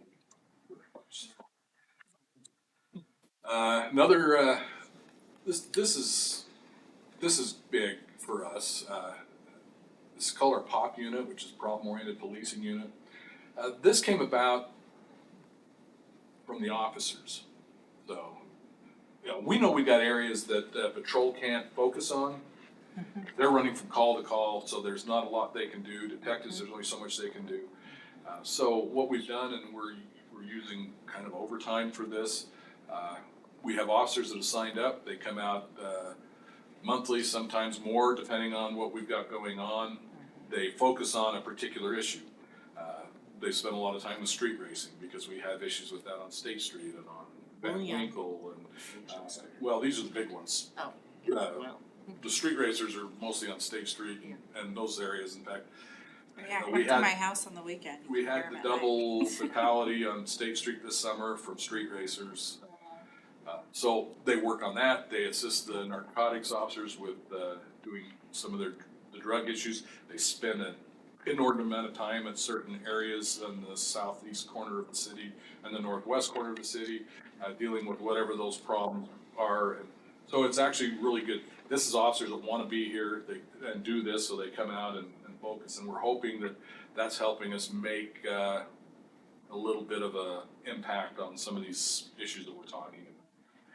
We just can't do every day with patrol. I have a question. Does it get rotated out by the officers or? For this, Uh-huh. they volunteer and they sign up for, so when they're going to do this, when they have an operation, they have usually, just kind of an example, there'd be a sergeant, there'd be, so the supervisor, there'd be a couple of detectives that will come out, and then there's anywhere from, usually one of the canine Yeah. is there. And then usually about 2 to 4, patrol officers, and they all sign up, take turns signing up for the time to come out to have fun. It's a little different from what they're doing when handling calls. They get to go out and focus on chasing cars or something else, so. Then, we're in our new building, a lot of pros, this has been awesome, this is great. The space we have, our evidence is just, we've gone almost 4 times the size of what we had, so this is really good. We're very happy and have very little Do they like complaints their about locker our, rooms? they got the locker room. Those are cool. The only cons we have is our storage for our vehicles. The MRAP is that motor armored vehicle, the mill that we have. Right now, it just got painted, so we're getting it so it'll look less, still big, but it'll look a little less military. But we're working with facilities to get hopefully to get some type of cover out here in the back so that we can get it out of the weather. You can't put it on fire station / police station / No, it's whatever. way too big. Is it really for Won't fit that? in though. Oh, About the only place we cause the could, citizens really like when their well, we presence there. we keep some equipment there, Yeah, but we're not We using that love- as an office. they love when they have. But this is, I mean, our old armored vehicle is in there, but this other one is just too big. Oh. And even our truck, our van that we have, that's too big. We can get it probably in Station 81, if they would let us put it in there, or, Russ's place. But the thing is, they're all full with their stuff, so we're just trying to find our way to deal with it ourselves. Put a hose on it. Joke. Yeah. Bird on, they could spray it out. Russ, I mean, next combo, Russ can So I don't store. know where you wanna be using that. Think about 3 hours to go from that. Yeah. Have a lead car and someone behind it. And our outdoor evidence storage, we have vehicles that are been involved in a homicide or something, we have to keep them on. We don't really have that, but Russ was able to give us something that they had, and we put some fence around there, so that helped us out. Those were the only big things that when we moved in here that we lost at the other fenced area. It's kind of where we're at, kind of some of the things we've got going. Like I said, we just got 2 officers that graduate from the academy in December. And that will, for now, get us up to at least having our allocations filled. But along with that, we have other things that go on. Tell the mayor today, we have one of our officers that he's in the Air National Guard, got activated this week and will be gone on Friday, and he hopes to be back by Christmas, but not really, sure One about more it. question that I always bug you about is mental health. And, Officers? yeah, not necessarily officers, but having a mental health professionals go along with the officers. We've talked about that. We utilize, What's happening. we utilize MCOT, which is the mobile crisis outreach team, mental health, that comes from the county. That's what we're all using. They're in the process of upping that so we can get more to respond on certain types of calls. We have been part of the Salt Lake County Mental Health Unit. Not sure how that's going to transpire, or what's gonna happen to that in the next few months as the divorce happens between UPD and Salt Lake County. So that we're not 100% sure, but we do have,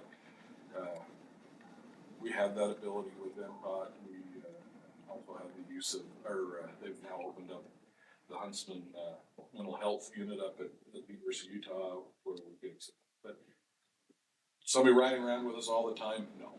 And that's kind of almost, I don't know how we could justify that expense. but when we need them, we do have sources available to call and try to get some help. Yeah, I always just wanna make sure that you do have that, We because do, it's an issue for our officers. There I we know. need a lot more, but the state, the county, they're all working on increasing that and because they're getting that from every agency in the valley. We're all struggling with trying to get them to come out, how long's it? We don't see it as much as South Jordan, Harriman, they may wait for a couple of hours to get someone to respond because of where they're. Usually if we need somebody within a decent period of time, we can get some help for those folks. Yeah, it worries me because I think it puts our officers at risk. Yeah. That's the biggest. There's a lot of Issue that- training, the training that's mandated by the state, our officers are not clinical social workers, Right. but they're expected to deal with people like that. And that's, it just seems like that's the majority of the calls, these, unsheltered people, the folks, that's almost It's hard, exclusively yeah. mental health issues. For whatever the reason, their mental health, and so, we try to train them the best we can to get, so they know how to deal with them, we're dealing with, we have mandated autism training so that we know how to deal with people on the spectrum. So there's a lot of training we try to get in there, but the main thing is when we need professionals, there are resources available that we can work with. That's good, and if you need our support, I mean, seriously, I think that's really, really Well, important. we've talked about it, we've looked at it, and currently, we got in and started working with, Salt Lake County and the mental health unit. And right now, we're just we wanna see how that's what's gonna happen with that. How long have you guys been doing that? Like a year? Oh, 3 years. Yeah, cause it started during COVID, right? Yeah. Well, and my biggest takeaway on that is just the safety of the officers too, right? Like, sometimes you can be in a really sticky situation with somebody who's having a mental episode. And it's not your guys' job, correct? I agree with that, but people Because, he calls for and that. when they're having, Or- it becomes our Yeah. job because of some of the actions that they're taking. And so it's a matter of us knowing, once we get there, how to. Things have changed dramatically over the years to where I think the fire department probably tell you the same thing. Instead of just running right in and taking care of something, you're gonna sit back, you're gonna look at it, you're gonna assess it and figure out, okay, what do we do? There was a time when somebody would call and say, my husband's gonna kill himself, he's in the basement with a gun. We'd send everybody over there and we'd get down there and you try to, well, now it's, can you leave the house? Yeah, all right, calls, Get out. and then, maybe he'll sleep it off or something else, but what crimes he committed? So and then we have to look at that, okay, what's gonna happen, what do we do, how do we do it? Or do we just say, we're doing the best we can and we back off, so. And is the community at risk in that? Right, and that's the things that they're about. Yeah, it's true. And just from me, that you can rest assured that Craig's top priority is safety. It's huge. He talks about it all the time. He has sleepless nights, times where I've talked to him before and I'm thinking, I don't look too bad for a 42-year-old. Oh, we're gonna leave that aside. I did wanna say, Chief, that I've walked and met a ton of people, over the last several months and only positive. With what people say about our police force and how you all handle yourselves, the interactions they have, the timeliness, response, everything has been exceptional. And so I do wanna call that out, that, we are very appreciative of everything you've done in the department and what your officers do each and every day. We know it's not easy and we greatly appreciate it, and I know the rest of the council definitely. Well, I appreciate that, pass along with them, because it's, the goal is to hire the best people we can and put them out there. And that's one of the things, when they come in, this is what I expect of you, we're a community-oriented policing department. If you don't like that, go somewhere else, and some have. and I don't take, I just assume they go somewhere. Had one that left, he hadn't been here very long, and comes back that he says, well, in Murray, I had to tiptoe around how I talk to people, you know, when we were dealing with them, but now that I'm out here, I can talk to him anywhere you want. Well, I'm glad he's gone, because I don't mind you tiptoeing Oh around, my goodness. you know? People are people, and we're here to serve, and we've got really good employees that try their best every day. Can I just say something? There was a student at Murray, I forgot what school she was, Skyline or something, her name is Tanya. And she was with the MYCC kids last year. And she brought to me the project of 5900 South and 725 East. And she sent me an email, a text, because we correspond back and forth because she's a fabulous sewer. And she just said that when she got home, she's up at the U and she hadn't been home.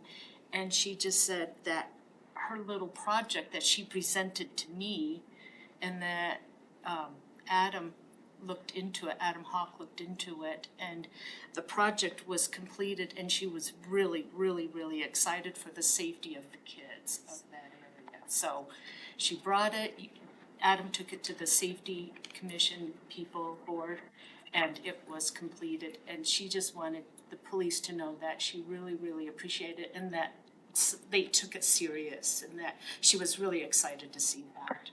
But thank you. Else? You guys are awesome. Yep, everyone. I always get that feedback as well. Thank you. All right, Thanks, next Kristen. we will move on to a discussion on a resolution adopting the regular meeting schedule for the Murray City Municipal Council for the calendar year 2024. Jennifer Kennedy's presenting.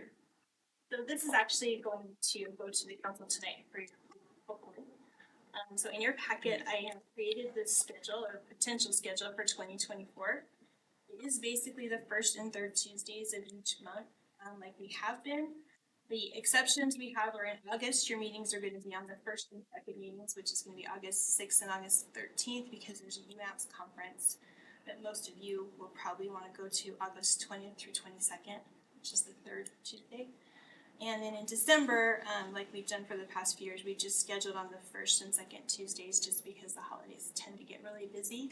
So it's easier to meet earlier in the month.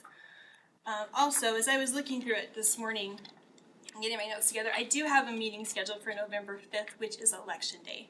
So I don't know if we want to look at adjusting those November dates, because I don't think we should probably. We've done it for the last 3 years. I don't know how I missed it. Yeah, we've changed it, it seems like So every for year. November, We actually have met on we have the election day, and it was so weird, so we just thought, why would we do this? We vote. So do we want to propose to move that to the 12th and the 19th then? I had another, just because of kids.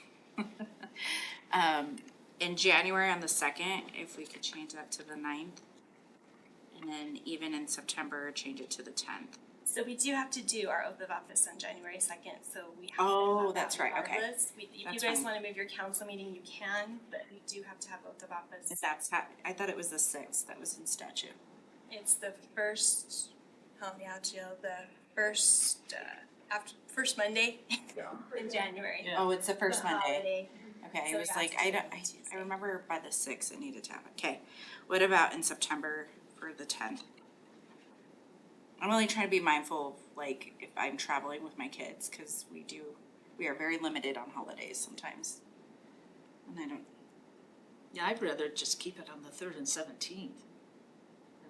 What's the issue with the 3rd? Sorry, help me. the 3rd is Labor Day weekend, it's always the end of the summer, it's sometimes like some of the only time that as parents, we can get out to take our kids. There you guys, it's your schedule. Let's just see what happens. Well, I would like to do it now, so if we were to make Is there plans, any? that's anyone- only. I'm another- comfortable proposing the 10th. Is there anyone else? No, I think it's fine as long as we're proactive with it and the public knows Yeah. what it is. And we're Yeah, not yeah. just all of a sudden changing it. That's why I don't think wanna all of a Well, sudden that change is it. my 47th 48th anniversary, so. On the 10th. So I may not be there, I may be in, I don't know, Africa on an elephant, I don't know. Yeah, so I just feel that we need to be consistent for the public. If we keep switching things back and forth, the citizens are gonna get confused. And if we are consistent with our meeting schedules, then they're always going to think, oh, it's the first and third Tuesday, I'm gonna be there, or I've got it, we're planned for it. And I think if we keep bouncing days back and forth, it's gonna confuse the public. But, Well, this schedule would be publicized if. I know, Yeah, but I'm, sometimes we change. I mean, Sometimes, it just happens, I think well, at the if you time. look at it, we're changing August, September for the UMs, September, we're changing November, and we're changing December. And November and December. That's a lot. That's 1, 2, 3, 4 months. Well, it's better that we're to have changing. it in the beginning, so the year schedule's there. Well, And if we do have to change it then later, people can then people can anticipate. anticipate it, then we can So we change need to it. make a decision, what do people want, the 3rd of September or the 10th of September? I would prefer, Or- I move that we move September to September 10th. and I say, don't move it, just Okay, leave it as it David, what are is. your thoughts, the 10th or the 3rd? I really don't have a preference either way, whatever. You need to make a decision.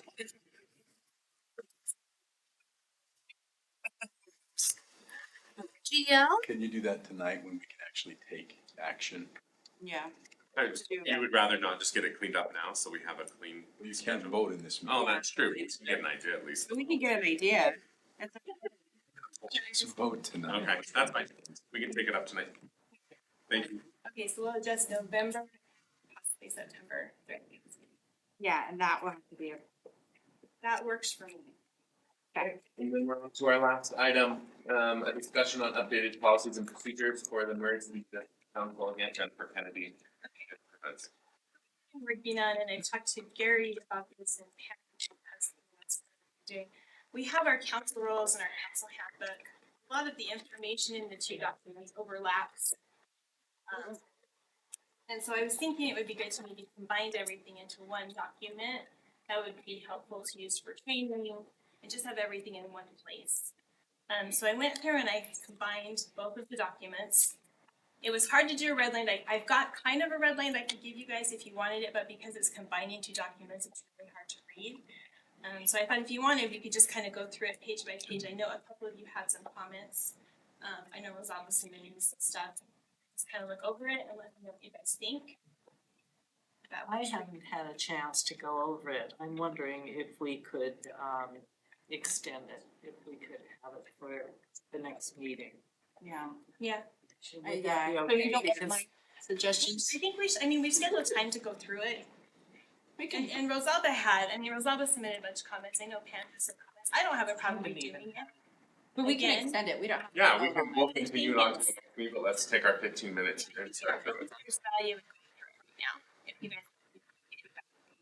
Not if we do this, you know, work session.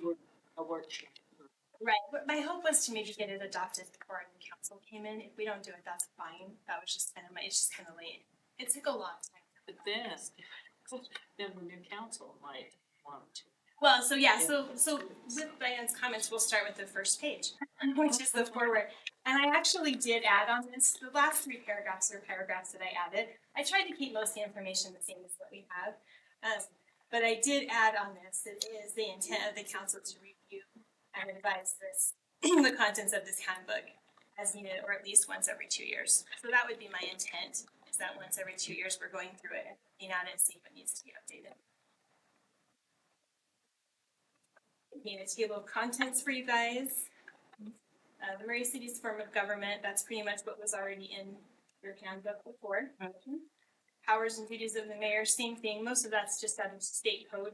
That's a good question. Page, 2/3 majority vote. 3/5 or, 2/3, 4 out of 5. oh, it has to be 4 out of 5. I just wanted to confirm on that. To Okay. change the handbook? 4 out of 5. 4 out of 5. Just making sure. Is It has that, to be 4 out of 5. 2/3 majority. wait, but was that wasn't in the previous handbook, was it? Where are we at? For 4 out of 5, is It, that the it does first say. I was just looking at- Yeah, it was 2/3 It majority. was. So 4 out of the 5 members of the council, Have to approve Is it. that like a super majority? yeah. Only one can not. Only Right, one can it's the vote. same thing when you go into a closed session, 2/3 majority has to approve it to do that. Is that code? Is that state code? I don't believe it's in state code. Cause we can say it could be a simple majority or something. What you said, you have a code that says you have to have 3 affirmative votes to pass anything. Right, That's I do 3 know out of that. 5. That's why I was You asking, could have 4 and vote and have a 3 positive votes. yeah. I think I'd rather keep it consistent. So simple majority? Simple, yeah. I mean, Yeah. it seems like that's what we do with everything else, unless it comes to like some of the major stuff or even closed session. This is major, it's your rules. I know, well, that's why there's notes. Yeah, I don't, yeah, I don't know.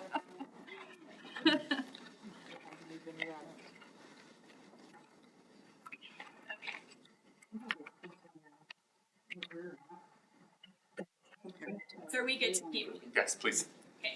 So we were on powers and duties of the city council, that's pretty much the same thing. Yep. That was in, and like I say, some information, when I really sat down and compared them, there was a lot of overlapping information.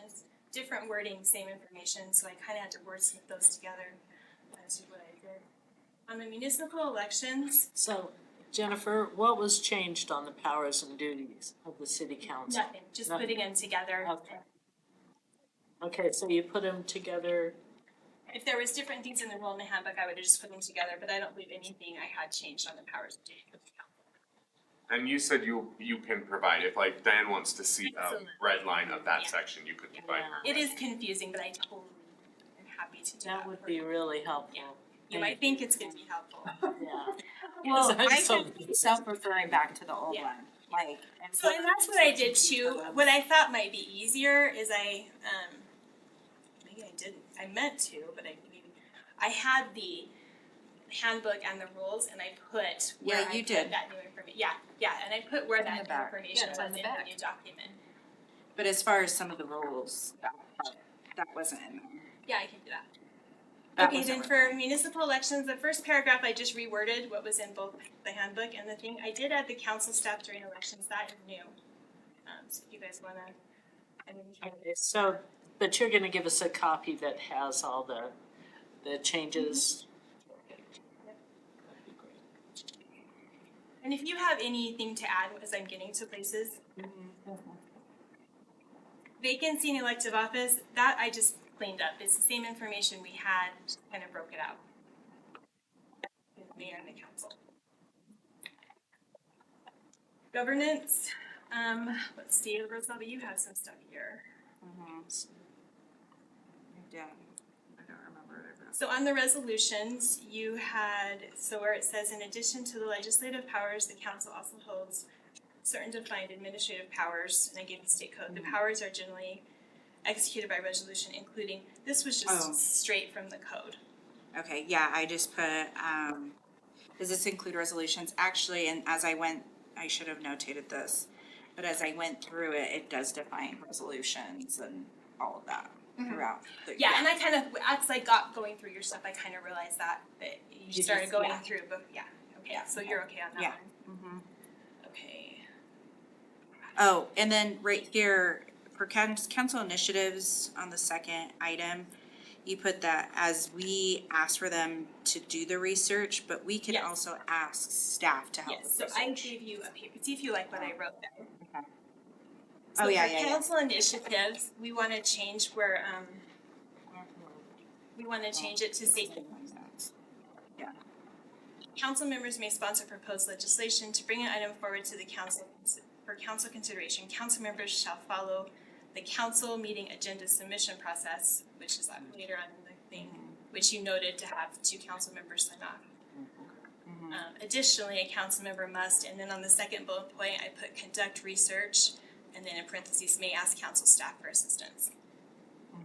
Is that kind of what Yeah. you're looking for? And then I know, I realized it later in the packet, but if we can put like what appendix that is, even, just to, so we could, I know you put page 23. It is page 23, it's not an appendix. Oh, it's not an appendix. Yeah, it's an Oh, actual that's page, right. it's Okay, an actual. okay, sorry.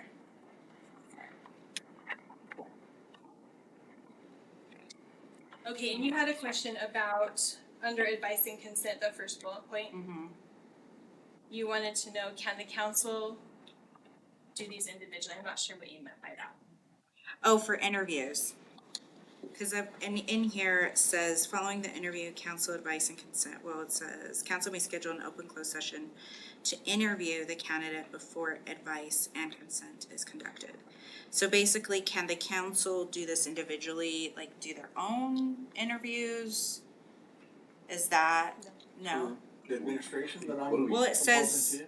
it says advice and consent, the mayor so this is what Jennifer wrote. The mayor forwards a proposed appointment to the council with application resume and references, sorry.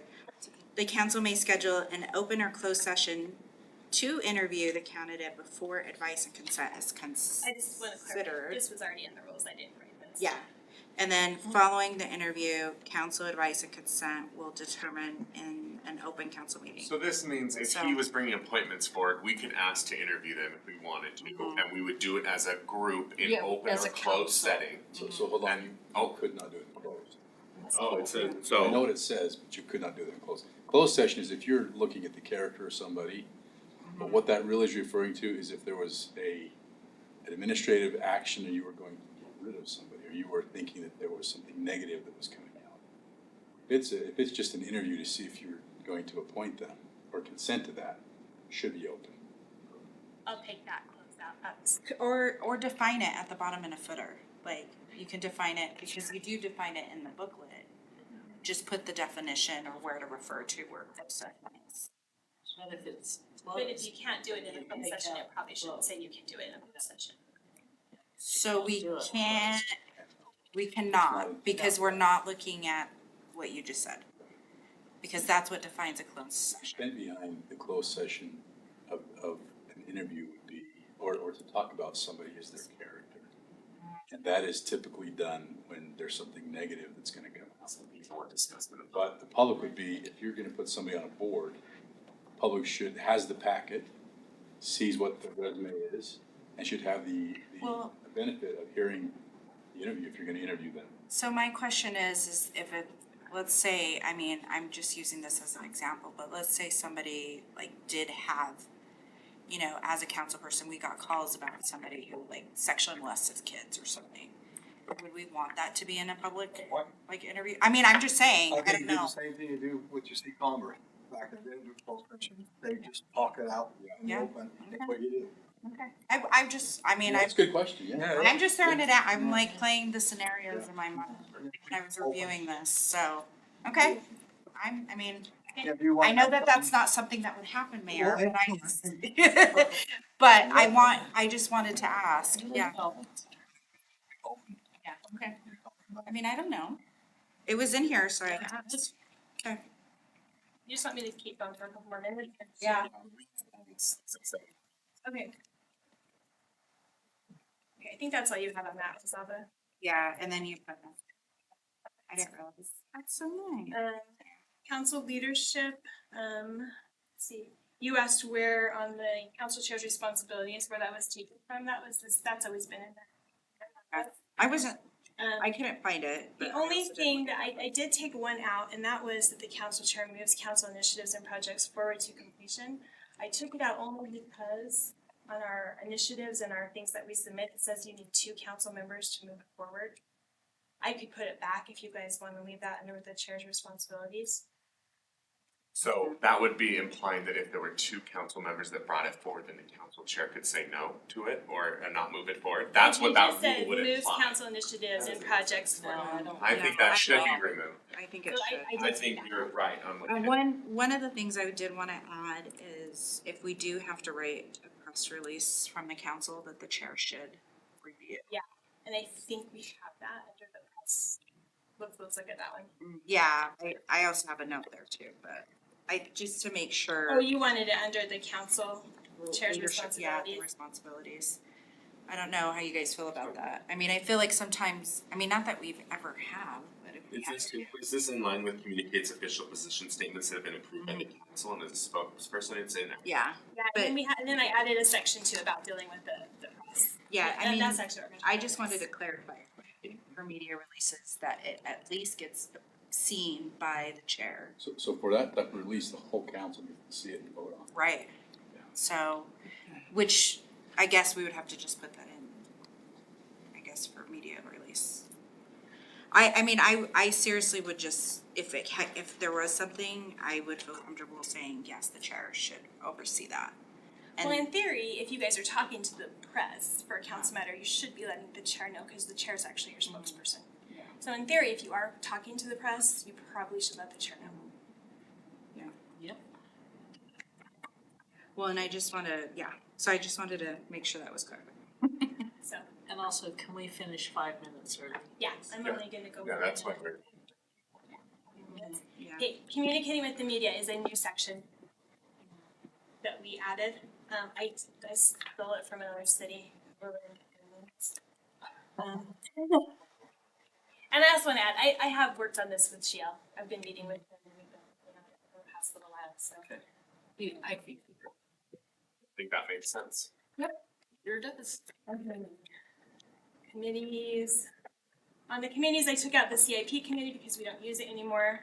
And can we look at, in January, when we have our, workshop, looking at the, Chamber of Commerce? So you're gonna be voting for someone to sit on that board, their first meeting in January. So could we look at that and maybe move it, from the council? Yeah, I don't know how to do that. How would we do that? I'm not following your question, tell me again. Removing the chamber from the council and let As another. one of the entities that has. Yeah, because I never was given a clear explanation why a council member is going to the Chamber of Commerce when we have nothing to do with them. I mean, we're out of the budget meetings, we're not on the board, You can certainly have that discussion at the workshop. yeah, so we could talk about removing that and putting it into another area of the city or whatever, Yeah, sure. because, Okay. so I would just like to have that. Yeah. Okay, the other change I made is under interlocal boards, with Murray representation, we have community action program, we haven't been on that board for a long time. And then I adjusted the mosquito abatement appointment to March 2022, that's all I did with those. Land use was about the same. Budget overview, same thing. I did put a note for land use, yeah. And I don't know where this would lie, but I just wanted, so as a council member, so third paragraph, as a council member, you will likely consider, but like, well, as a council member, you could consider, but not limited to these following. I mean, we do, or is it just these duties? I don't think it's an inclusive list, I think that's why it says as a council member, you will likely consider. Okay, so it could be the same. But those are the Definitely. possibilities, right? I mean, they're not. I think it's just an example of things you might be doing. Yeah, will likely maybe change it to may consider, yeah, I mean, cause then that, I don't know. I guess I just don't want the council to be We limited can to. do may consider, that Yeah, sounds cause then good. it expands it Yeah, better. yeah. Okay. One more minute and then we'll. Okay, the budget oversight and process about the same, edit. Sorry, Rosalba, I'm trying to go through your stuff. No, it's fine, I think as I read this, The truth in taxation, but it has to happen before September. that is correct.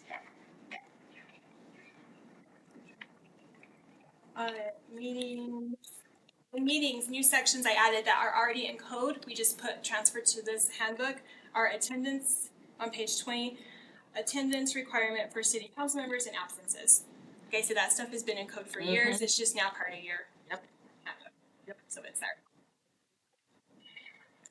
And I think that's a great sign. Perfect. And at that point, we will stop there and And getting red lines to you guys. thank you. Oh, Any other things from the council? Seeing none, we are adjourned and we will pick up the RDA meeting in 5 minutes. Yeah.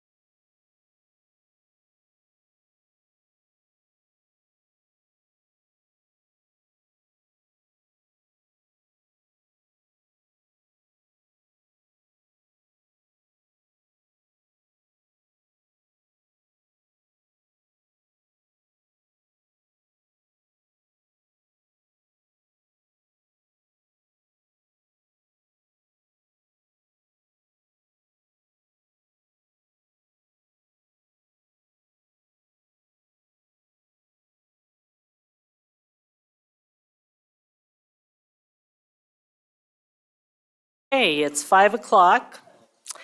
Time for the Murray City Redevelopment Agency. Let's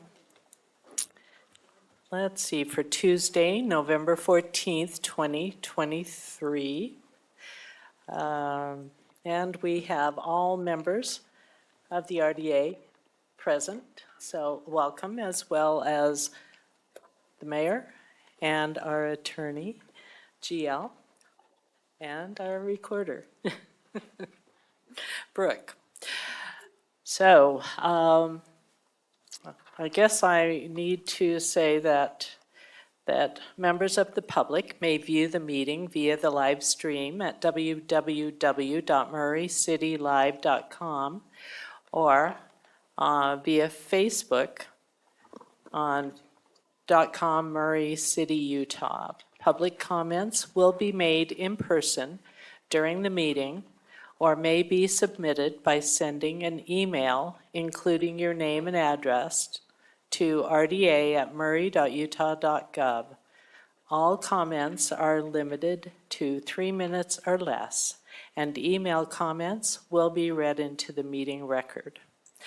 So we will get started with this meeting, and number 1 is approval of the minutes. There are no minutes, so we don't have to worry about that. The next one is citizen comments. And I just mentioned that the comments are limited to 3 minutes or less. And are there any email comments? Zach? Okay. So there are no email. So now it's open for citizen comments.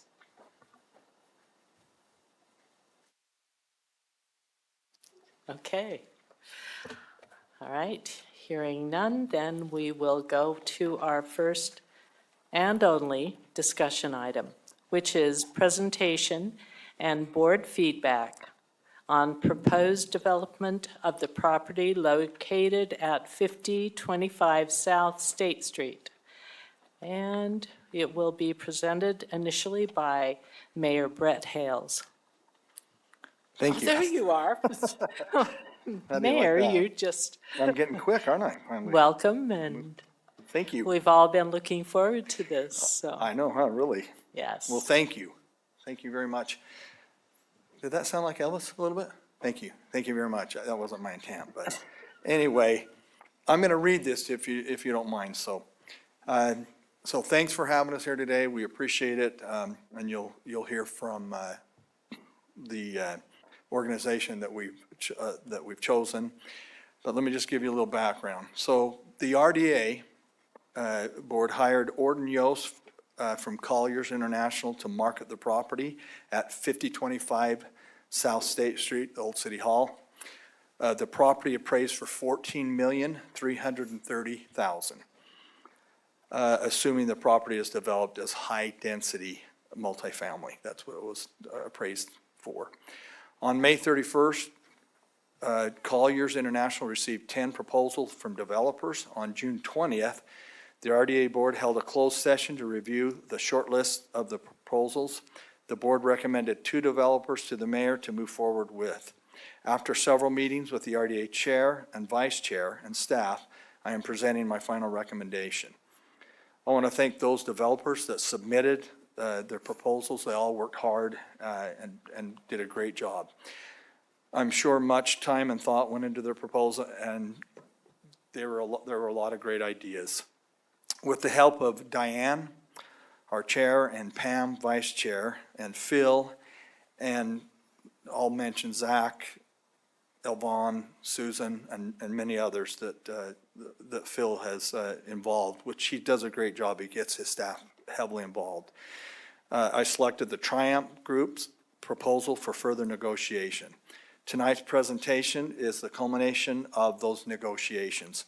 I am recommending the Triumph Group for the following reasons. The Triumph Group offered $9,520,000. Although this was not equal to the appraisal, the Triumph Group proposal has the lowest residential density, and that was in conjunction with the RDA chair and vice chair that we talked about this. let me go back to the Triumphs Group proposal has the lowest residential density of all proposals, which seems to be an important issue for our Murray citizens. The Triumph Group proposal includes medical office, which will enhance Murray's reputation and image as a thriving medical destination. The benefits include high-paying jobs, economic development, and a healthy community. And we also, as the RDA chair and vice chair and my staff,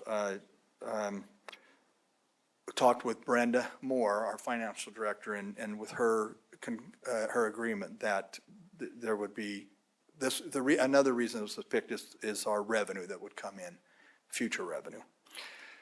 The financial investment that the Triumph Group will make in the development is a significant source of property tax revenue.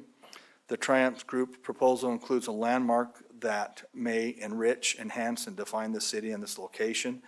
The Triumph Group is proposing owner-occupied housing, which will provide much-needed housing in the city as well as stabilize the neighborhood.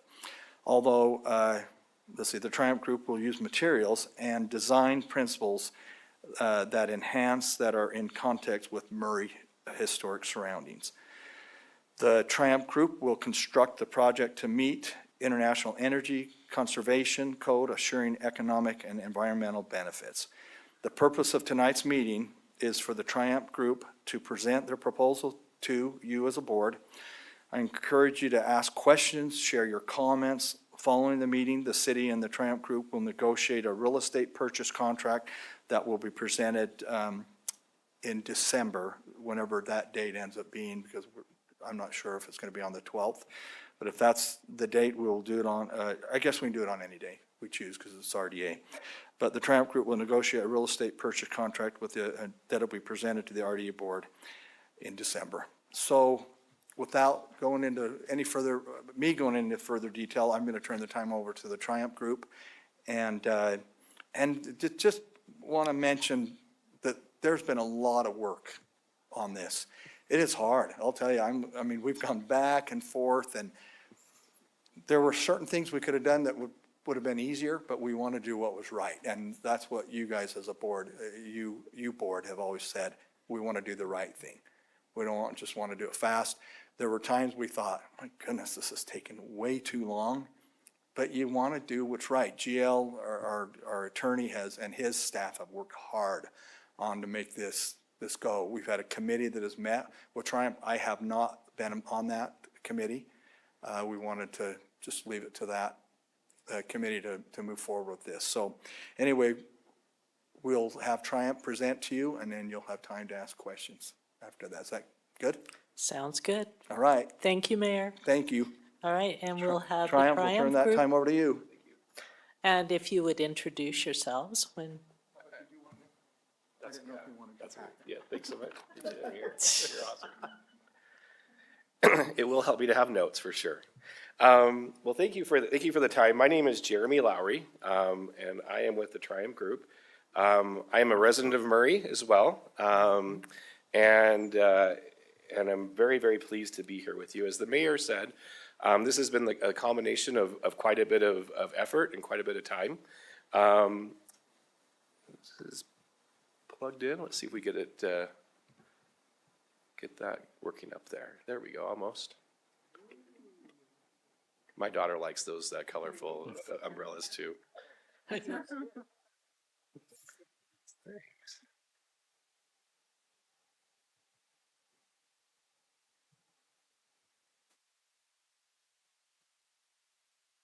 we go. Okay, so as the mayor mentioned, that we've gone through quite an exhaustive process. I think it's been a very good process that has led us to a better result than we would have had otherwise. There's been a lot of public comment that we've heard during public meetings of the RDA, and we believe that we've taken into account the wants and desires of the public as we designed this project. We're very excited to present it. I'm going to present part of it, and Jim Alred will present some of the schematic drawings. The Triumph Group is a Murray located business. We're on 9th East and 5151 South. It's a picture of our building. Triumph has been in business for over 20 years. Prior to that, Triumph was part of other groups. The principals of Triumph, we have Kenny Nichols, Jim Allred, Kenny's there, Dave Kilpack, were principals of other companies, and these are some examples of some of the buildings that they have either designed or constructed. So we have a lot of experience building high-quality buildings that are energy efficient. As the mayor mentioned, energy efficiency is important to us. We are, as we've talked to our clients, we are interested in using the international energy conservation code. The reason for that is we potentially will have clients that will be from outside of Utah, and for those clients, it will make more sense. That's a code that's used internationally and nationwide. Even federal buildings use that code, so it's going to make more sense to them than a Utah-specific code. But we think that will give us a really great building. Beyond that, the Triumph Group has a lot of experience building wonderful buildings that stand the test of time. Several examples are there. Here's some more examples of buildings that the Triumph Group has built or designed. Draper City Hall is an example of one. Workers' compensation building. The EMI Health Building just around the corner from here, along with many more. I've known Jim Allred for almost 2 decades. And I can't speak more highly to his integrity and to his ability to produce incredible work, which, like I said, I think you'll be very excited and I hope really enjoy the renderings that we're going to show you. Our proposed mixed-use development contains almost 180,000 square feet of medical office. As the council knows, we've been speaking with a significant medical practice in our community. You saw a letter that was written by them. We don't have them under contract because we're not under contract on the property yet. We are in discussions with their executives and with their board, and we are excited once we go under contract to be able to negotiate what they'll be doing with us. Beyond that, we've had a lot of interest from other medical groups, and we feel that the location is ideally suited for medical office space. Beyond that, we have a restaurant that will be the base of a tower. I'm going to talk about the tower in a second, and then 99 what we project to be for sale condominiums and townhome units. Really excited about the residential as well. As the mayor mentioned, we think that this is a really great opportunity to build some beautiful townhomes on an amazing site that will overlook some of the jewels of our community. And then we think that the condominiums can provide some of the missing middle housing that is so important in our community and across the state today. So very excited about that. As we went through the different iterations of our proposal, we recognized that we really wanted to have a distinctive landmark. And we realized this is really the center of the valley. And so we decided to think big, and we got creative. For those of you that have been to Italy, you'll notice St. Mark's Square. But we wanted to have a community gathering plaza, and as we thought about it, really nice restaurants that would benefit the community and hopefully could become a sense of pride in Salt Lake Valley and can draw people to it. So we're very excited to present that. I'm going to ask Jim to come up and he'll walk through some of the rendering, some of the site plans, and then I'll come back to answer any questions. So thank you.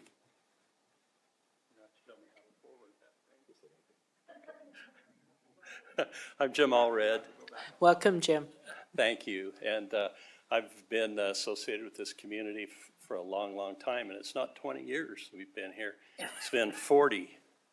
Okay, and so we don't look like it, but we're very excited about Murray. We've always been excited about Murray. We've been excited about energy conservation, as you all have, as we've been in public meetings and heard what the public wants. We want exactly what the public wants because we live here, our office is here. We want to do something unique, and so we really put on our thinking caps and we said, okay, let's do something really, really unique for Murray City. Because we're vested, it's us, we're locals, okay? And so as we started to look at this site, actually, this is, the contours were taken by NASA, okay? And we picked up the general contours so we could figure out how to master plan this community.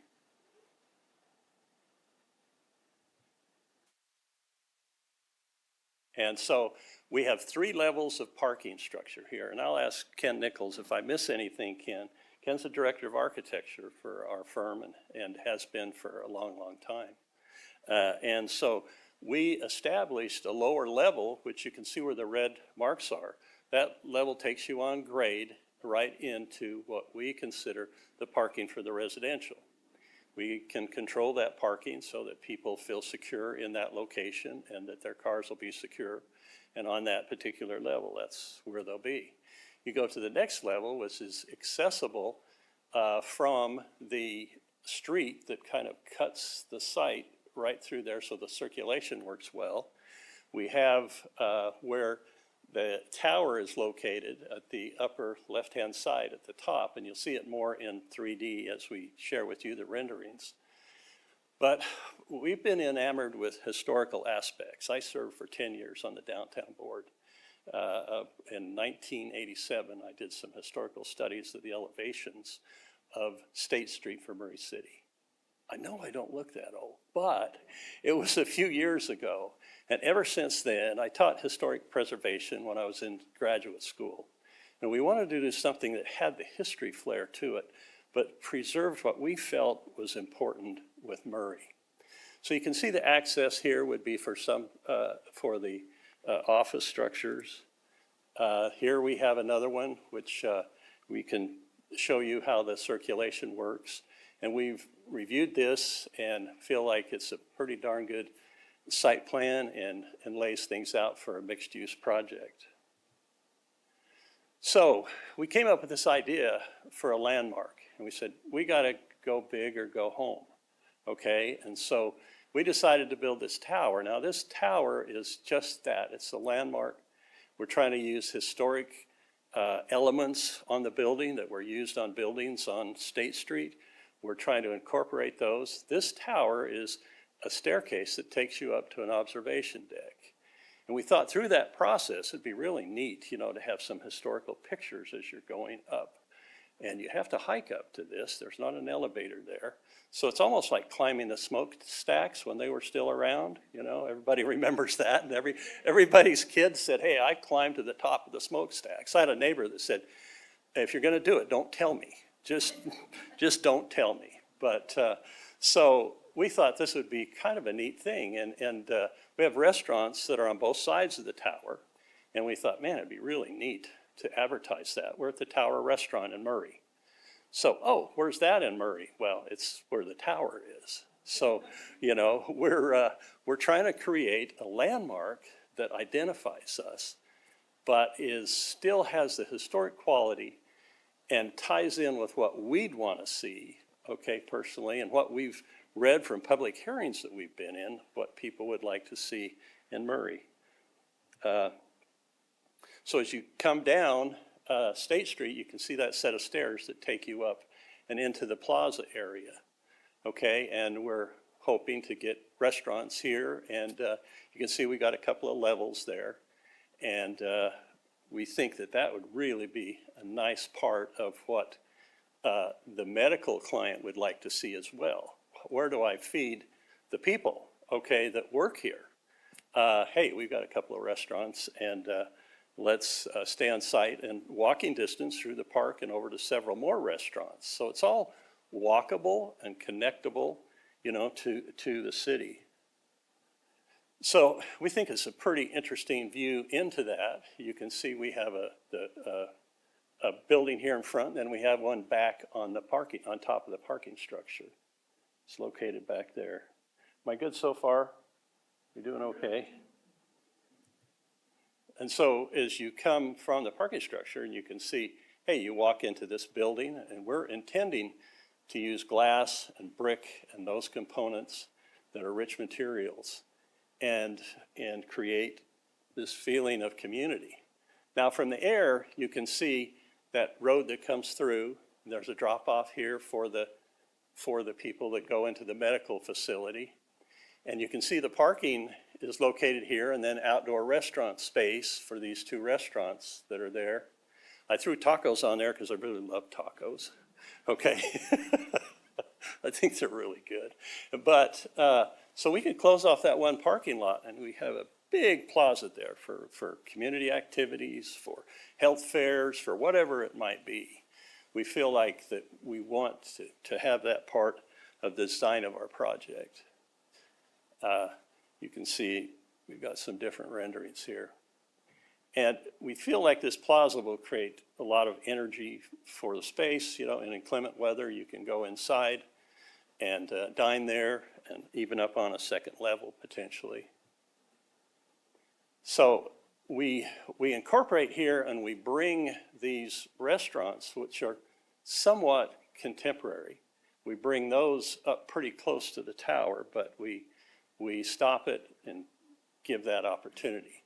Now, I'm jumping to the backside, which faces Ken Price Field, and these are townhomes which we're proposing to put that will basically help screen out the parking structure. And you can see we have little courtyards that you'll come out from your unit, and you can be there in the courtyard and say hi to your neighbors as they walk by and head towards Murray Park, or they head to the theater, or wherever it is they're going. And we're trying to use here as well the brick, and we're trying to use it. The site steps up the hill somewhat, and you can see up here we're stepping these units down, and we're sending stairs up to the second level of these townhomes, kind of like you'll see in other historical areas, right? And then on the main floor, we can have a place where you can have your business. You can have your business right there in your home, and then your home a couple of stories above that. So we tried very hard to kind of pick up on that historical component of this area. And you can see here how you've got a little outdoor area. We have a couple of areas as we step these townhomes up the hill we have some rooftop areas that we can come out on so you can watch the Murray fireworks, you know, that'd be kind of cool, wouldn't it, to be right there by the fireworks as they go off. Jim, you might mention no garage doors facing the street. You won't see any. Sorry, I'll back you up here a little bit so you can see that. So one of the cool features about the townhomes is they'll have a two-car garage attached, but it'll be within the bottom level of the parking structure. So it's going to feel pretty cool for the people who live there. We have a great video that illustrates this, and we'll show it to you now as well. Okay, did you indicate that there will be no garage doors on the outside? Correct. Okay, They face into the parking structure. right. I just wanted to make sure that that was clear. Yep. Because if you're not at the microphone, then we don't know that you said it. That's right. Oh, it's not showing up here. And it's important, so. Yes, it is, thank you. Yeah, it's not pulling it up. Let's try this.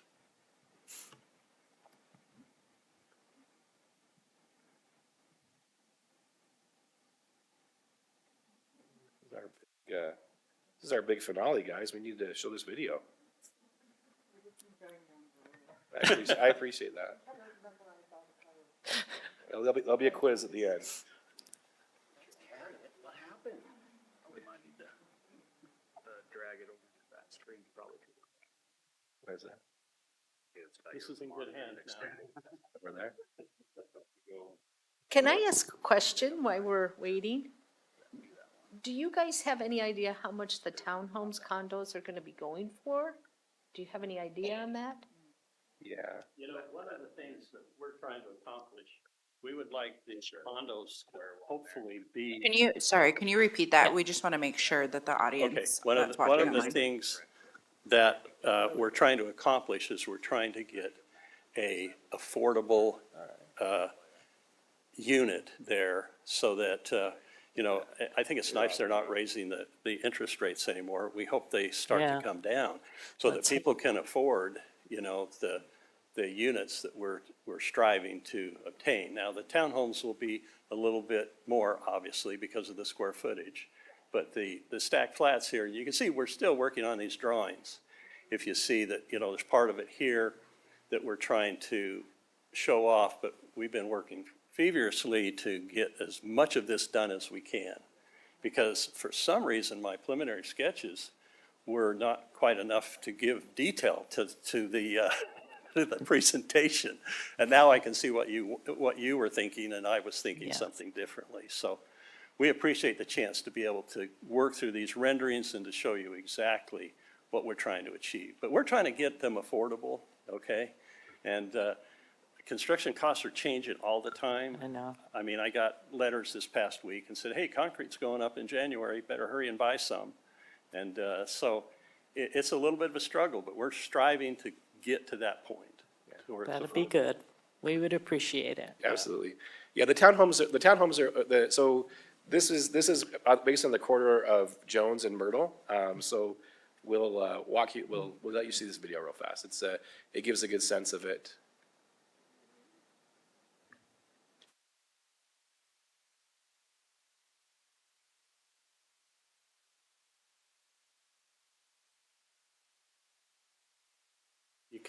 You kind of get to see the gardens here in the front, you know, the kind of the patios and the outdoor flavor. And then we're thinking here in the center, let's break this up, maybe put a little mini park in here, you know, where you can go and sit and enjoy things. You can see the 3 levels of parking in the back there, and we're covering that up with some very attractive townhomes as we step up the hill here. Because that grade is pretty steep. But it kind of makes these units at the end pretty nice too, to enter in the second floor instead of the first floor. Yeah, gives a lot of detail to it. And you kind of see the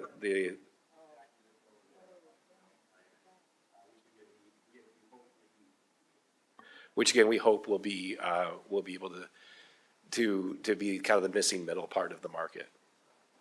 So with that, I think that we'd love to answer any questions.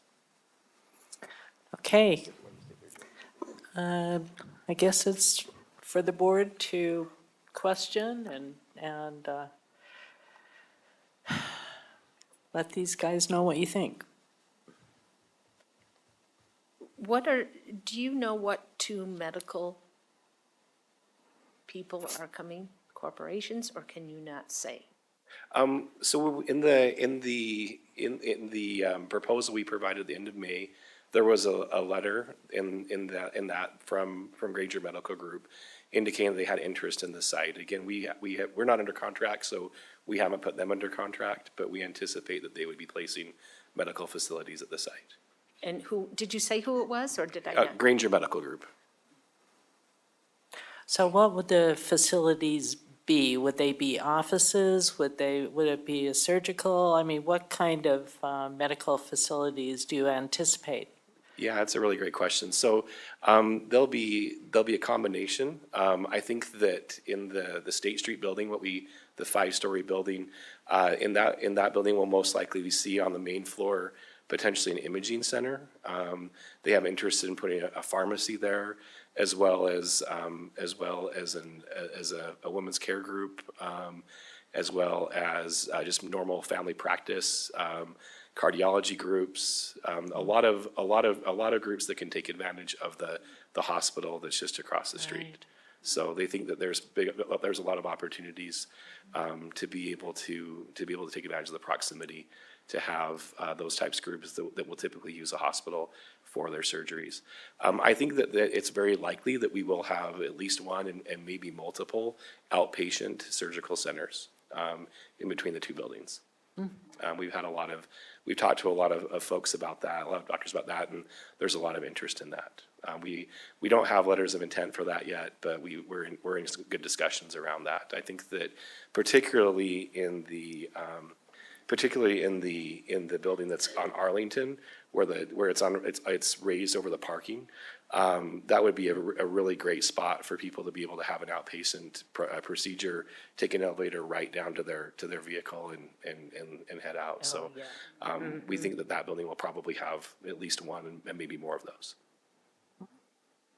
To be clear, these will not be hospitals. There won't be any overnight stays. There won't be anything like that. And I should have mentioned, Granger's also thinking of urgent care, it would be a possibility as well. And they're not nonprofits, They're for profit. they're for profit. Yes. That's Yeah. good. Good for our tax base, so. Definitely, Yeah. definitely. I had a question about the tower, because you had said that there would only be stairs. And I'm concerned about able-bodied or non-able-bodied people who would love to see the tower. Those of us, and maybe not beyond my years, that have actually know what the stacks were like when they climbed up, would probably like to go up into the tower, whether it be by wheelchair or not, if that would be included. We had not planned on including that at this point. We run into, I've already gone over Jeremy's budget he gave me to build the tower. It's actually over $1 million to build Yeah. the tower. And so it's a little bit unique. I think we can take some slides and pictures and try and present Yeah. to people of the different aspects of it. Well, I mean, could we do that? Would that be ADA compliant?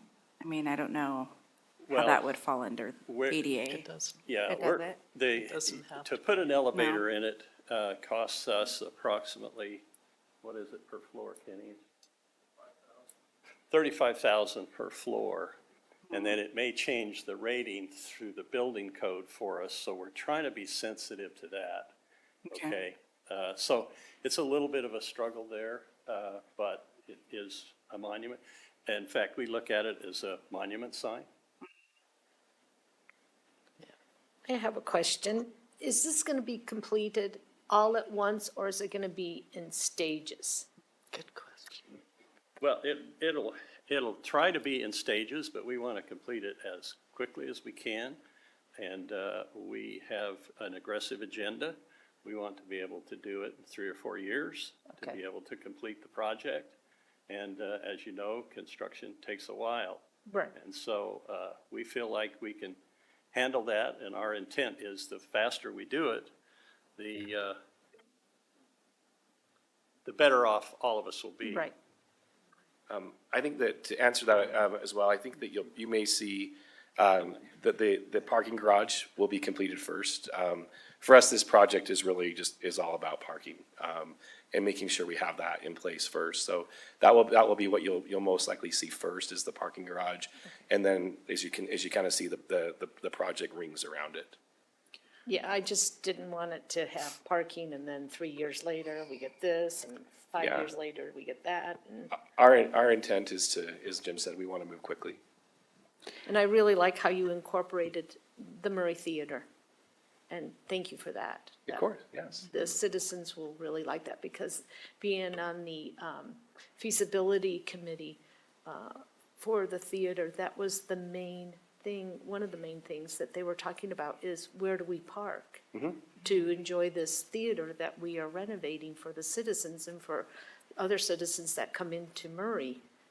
Where are we gonna park? So, And we think this is a great solution.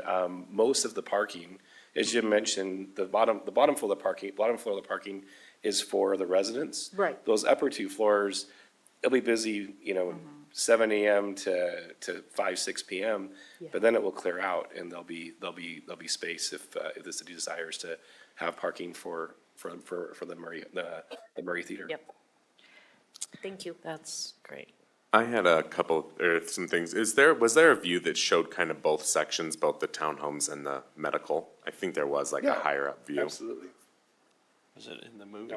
I don't know, this was just, this was just for me, and the rest of the council chime in here, but when it first showed the medical side, college campus came to my mind is just the first thing I thought of, I don't know. But then once they went to the townhome side, it had the look and feel that I was thinking more of. You're awesome, man. And so I'm wondering if there's a way to incorporate that look and feel from the townhome condominium side into the rest of the project. And make it feel a little less, I don't know how to describe it. It was a feeling as I looked at it. I was like, that's, because this Like looks. that and that. Yeah, see, the Like the condo U? townhome side just looks more, it seems to blend in better, I don't know, or has that more historic look and feel, whereas the medical side has the very, Modern. it looks very medical. And I know, no, go ahead. That's probably got a good view there. Yeah, and what we were trying to do is we were trying to take somewhat the notion of what the physicians wanted, which was a little bit of a modern building. Okay. And so we're trying to mix the two in this mixed-use project, if you will. So we put the tower front and center. We said, look, history's us, okay? And then as we went into the buildings, they want kind of the contemporary, but we put on the brick. We're trying to pull the project together by the use of the brick. And then when we got to the townhomes, we said, hey, this is where we can also incorporate the historical aspects. So it's not 100% historical. Right. We're trying to blend the two Right. gracefully so that we keep our physicians happy with the new modern look that they have in their new facility out in, was it West Valley where they have theirs? Yeah. And some of you have seen that and they really like that. And so we're going, okay, we're going to try and keep you guys happy, but we're going to put front and center this historical, and we're going to make the townhomes look that way too. So you're right, we are trying to blend those two together. Well, Is there a way to yeah. maybe blend the brick then, I guess, Yeah. to some extent? Maybe it's not, that maybe the tower is the same brick as the back building, or I don't know. You There can may- also incorporate the colors of the bricks to that darker color, like bring more red and pop in the aesthetic. You can blend it really well. Sorry, my It is background- true, you can, and the nice thing, the hard thing on a computer is to get a color right. Yeah. Right. You know But what you I mean? could, I mean, as far as the materials go, I'm Yeah. assuming you could make it so it is a little bit more cohesive, and that's what you're looking for, Yeah, right? it It's just the the- cohesion. it just feels like a tale of two worlds. Yeah. What are you talking about? Are you talking about the medical one? Brick versus the brick on On the the townhomes and condominiums. Be brick? Well, No, no, I'm okay with the glass and the brick mix, because I do like the look of that. It's just maybe It's the street. maybe choosing the brick that is being used in the condominiums and townhomes to mirror, have be the same brick. It's just something about that red brick just feels very, yeah. Yeah, it just, and so it just maybe would soften it a little bit, because Yeah. that is what's facing State Street. And Yeah, the- and we do have the challenge too of making it housing just a little bit maybe richer brick. True. Okay, and then maybe the medical buildings being a little bit in the same scenario, you know, as a designer. Yeah. That there's a big science to that. And so we were trying to do that very thing that you're talking about, I believe, which is we wanted a richness in the housing where you live. And we wanted them to be just a little bit different, because you don't want somebody coming up knocking on your door and saying, hey, are you a physician? Yeah, that's true, fair. So there's a blend there, and I appreciate you noting that. you Yeah, know. and maybe it is just tying the tower in then to the condos behind. Yeah. would well, be- you Yeah. can definitely do it with the, Yeah. even the building. Like you Okay. can, I mean, you can take that gray that's in the medical towers and use black trim, or you can make the colors so they can do. Yeah, they I just, blend. yeah, institutional is a good word to describe it, which you do want it to have that feel, but I know a lot of the discussion that we've been hearing from the Mm-hmm. residents is the look and feel. They want the look and feel to be a certain way, and so I Yeah. just wanna make sure that that's talked about. The only other thing I had, as I was listening to the presentation, and it's not necessarily a question for you all, it's a question, clarification maybe from our group or the mayor and GL, is the funds for moderate, low-income housing that we have set aside in the RDA can be used to help can be used to help as an incentive in this case for these townhomes and condos? You're supposed to use it at the site where you generated the income. You can go off-site in certain circumstances. I don't think this would apply here. Okay, this is not an RDA zone, No, it's not the CBD. Not anymore. even though we're voting on it? Well, That's what's confusing to me, because aren't we the RDA, acting as the RDA right The now? RDA owns the land, that's true. it's not an RDA zone. But It's not a zone, okay. I don't believe it is a project area. Wasn't it a zone before and then expired, or no? I may be mistaken, but it seems like when we expanded I want to say the collection zone, we didn't come this far. Okay, so we own the building as the RDA, but we don't, or the land as the RDA, but we don't necessarily, this is not an RDA designated zone. I don't believe so. So then how do we own the land? I'm confused, sorry, maybe, We just do. Okay. I don't know. I don't have any idea. Does Is Phil this part of know? the CBD? Sorry. The project is located in the MCCD. Yeah. So Yeah, I was gonna that is say, a redevelopment that is- zone. However, the restrictions placed on low-income housing would not apply to these condominiums here, so no. Okay. So it could What not would be be, used why the, for that. tell me the restriction that For you're, the state, Zach, do you have the exact it's, verbiage I on think that? preemption. So, what would be required? So, because it's kind of nuanced, but in order to use those funds, those housing units would have to be available to those people that are making 80% of the AMI or less. I don't know what their project is proposing, if they're gonna be if, I assume they're probably gonna be market rate or probably around that. They would have to be significantly below market rate. But, I mean, that's another conversation that we could have. okay, I'm But just trying to make it's- sure I understand all the nuances, because we're talking about moderate or low-income likely- housing or Yeah, making, Gary, you likely don't have enough money to put into this. that's what I was, Make that's it- what I Yeah, was that's surmising kind from of this. what you're 'Cause getting at. we were just, the discussion was, we wanna, find that middle, what that's being missed, but townhomes and condos are not necessarily going for what someone making Right. a normal, like an income kind Retiree? of, yeah, so I just wanted to make sure that's Yeah, understood. and they're not proposing, Examples. I don't think they're proposing anything that's going to be at that level to Okay. where the RDA Yeah, would it'd be at probably use market. those funds. So, yeah, Thank you. yeah. Also, as far as the final design, the materials and so forth, that will all be fleshed out in the process. Yeah. And these folks will be working with the planning commission and the design review committee and so forth. There's a lot of that still to come, and so Yeah. those things will all be considered as the design moves forward and at those fine details. So I'm sure all of that will be taken into account. Thank you for that Thank you. clarification. Yes, Phil. that was helpful, and I do want to say that I can tell the amount of work that's been put into this. From the original rendering that we saw, I want to say the very first time, to this is remarkable, and I'm appreciative of all the thought and time that went into this. It looks really nice, so thank you. Thank you. I did want to ask, because I know, I can't remember what project we talked about this, but like the existing brick or materials from the existing Arlington, I think there was some discussion about it going somewhere or on the site, or I can't remember. I know there was like a homage. Yeah, I think that's what that's what we want the tower we want like the tower to be a bit of a memorial, to Murray, potentially to the building. I don't know that if it's feasible to reclaim enough of it to use it in the structure, but definitely in phases, as Jim mentioned, at different points within the tower complex, which I would include in the restaurants. Have that homage to. Yeah. I mean, my wife went to kindergarten in that building. Yeah, my cousin went there too. Yeah, and so I mean, there's a lot of people have deep emotions about it. And so we would like people to be able to walk in and, within that tower complex on the first level, within those restaurants, be able to look and see what a special place it has been for so long. Yeah.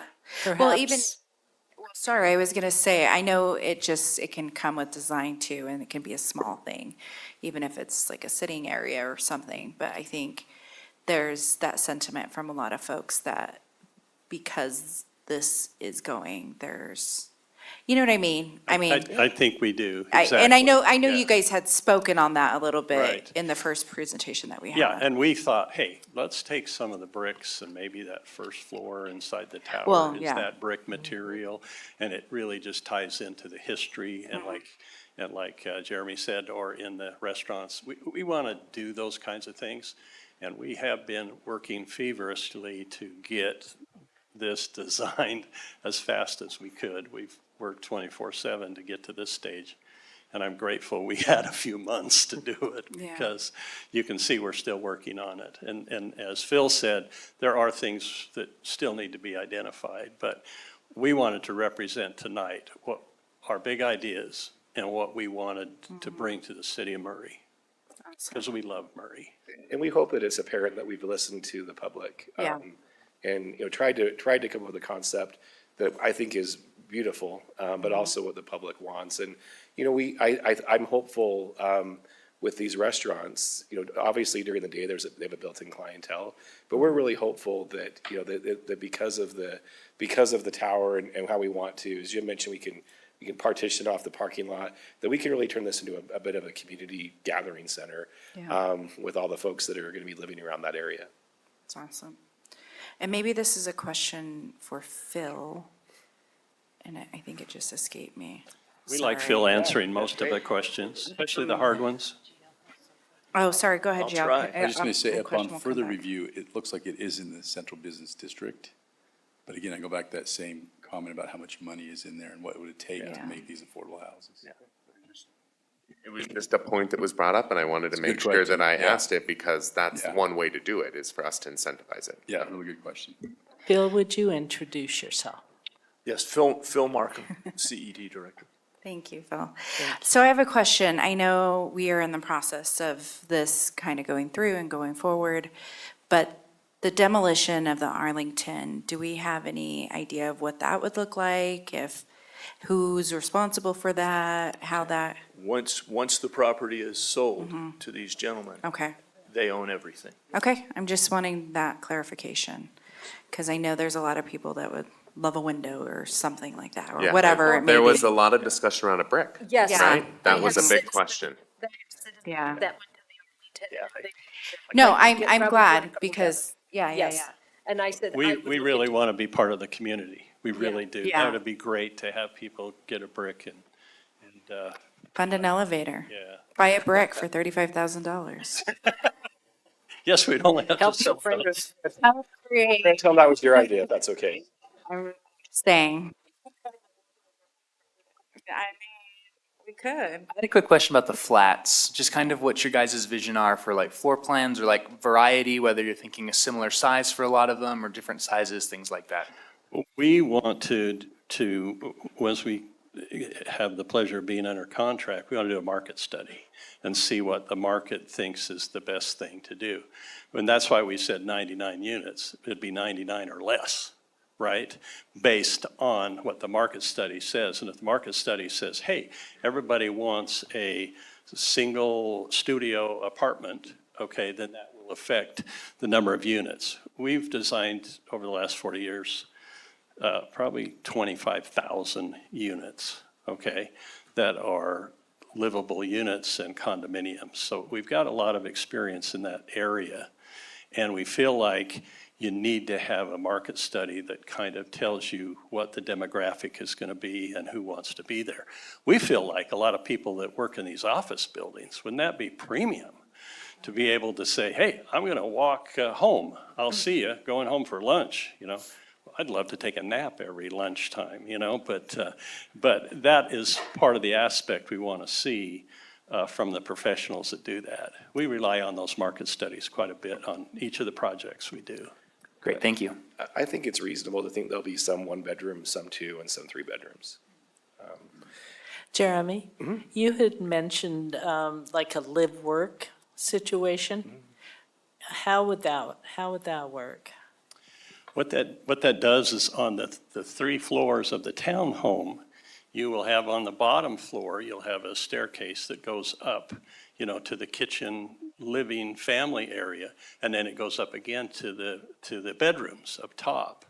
And so that main level would be great for a live-work situation, okay, for someone to come to their door and say, okay, you work here, here's my office. A lot of people now are working from home, as you have heard.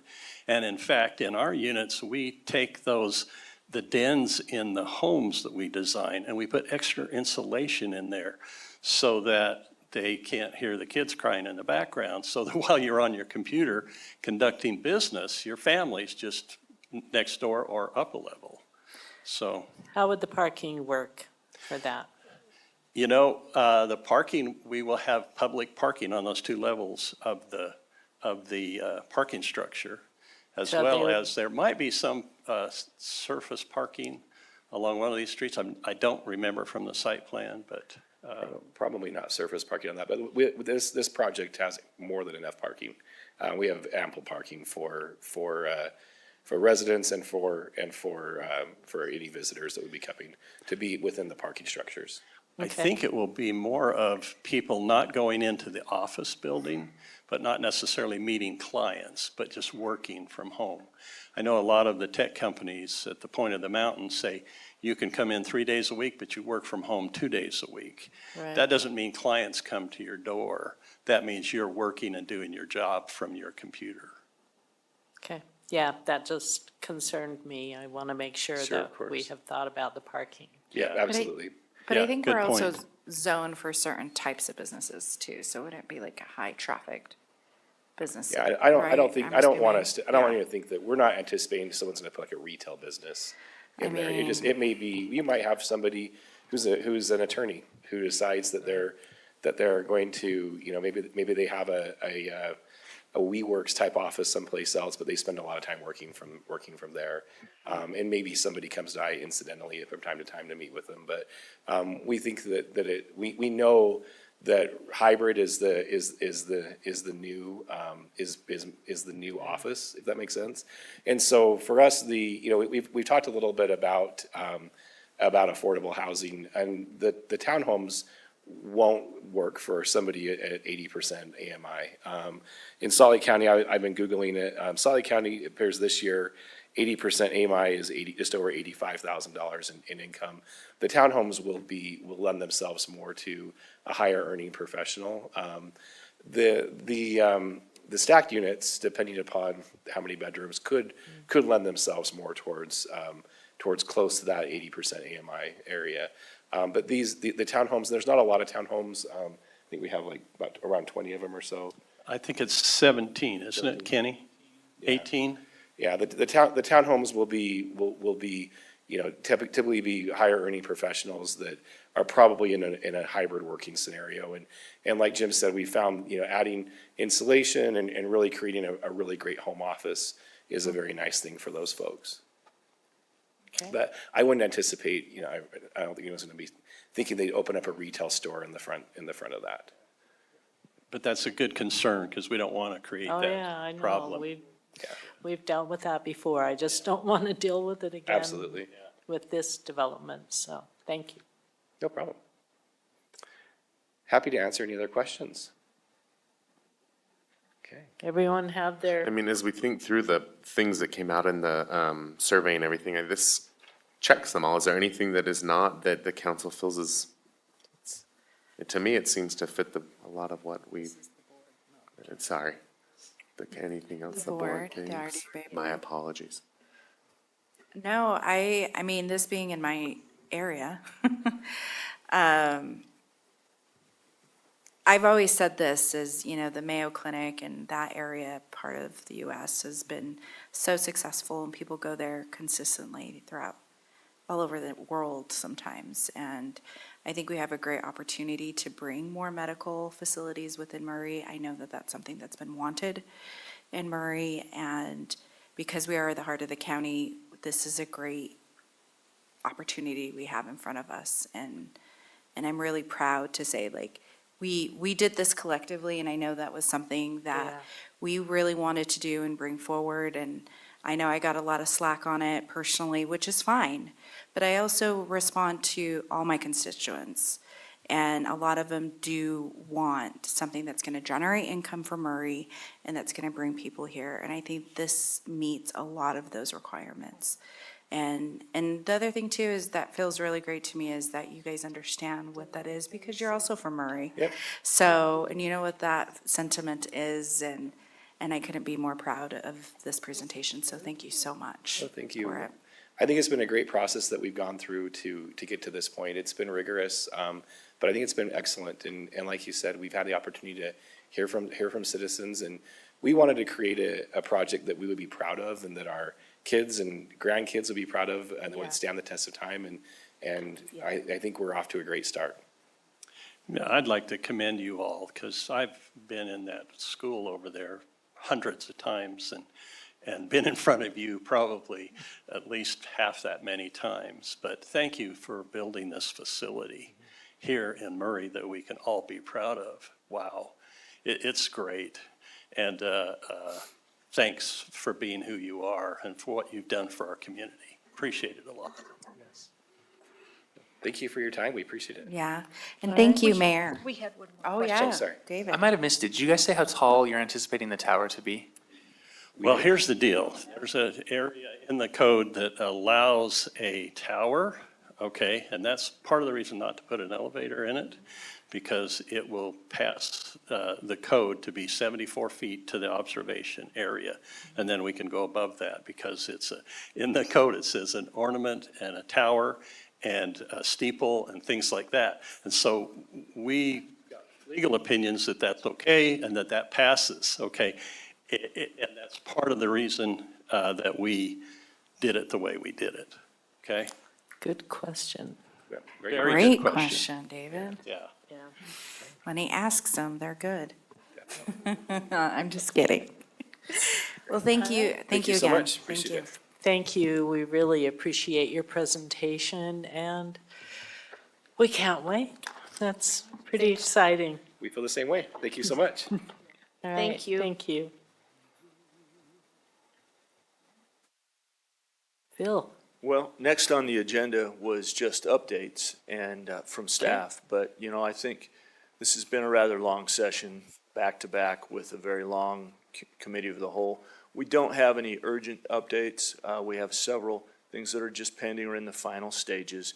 And I think it'd be more appropriate to address those at the next meeting. We'll have more information for you. Unless you have some questions of me or staff, I think it's a good time for you folks to take a break, if you agree. My last question is, what happens now? What happens now is What's the process? the agreement, the development agreement has to be crafted and signed between the city and the developers. GL is working on that. GL's Once court. that is, then that real estate contract is created and the transaction takes place. Awesome. And you don't need anything else from the board after that, I correct? do not believe so. This was the mayor's final decision, and so this was just a public information review tonight. So we can talk about it now. Yeah. That's the We best can thing publicize after it. tonight. We can't I can't say anything more, so. You don't know how many times I I've would said that. anticipate that the materials will be available on the city website. People can look at those and Thank you, Phil. ask you questions. Thank you. Thank you. Thank you, All right. everyone. And with that, unless there are any other questions, we're adjourned. And we will reconvene at 6:30.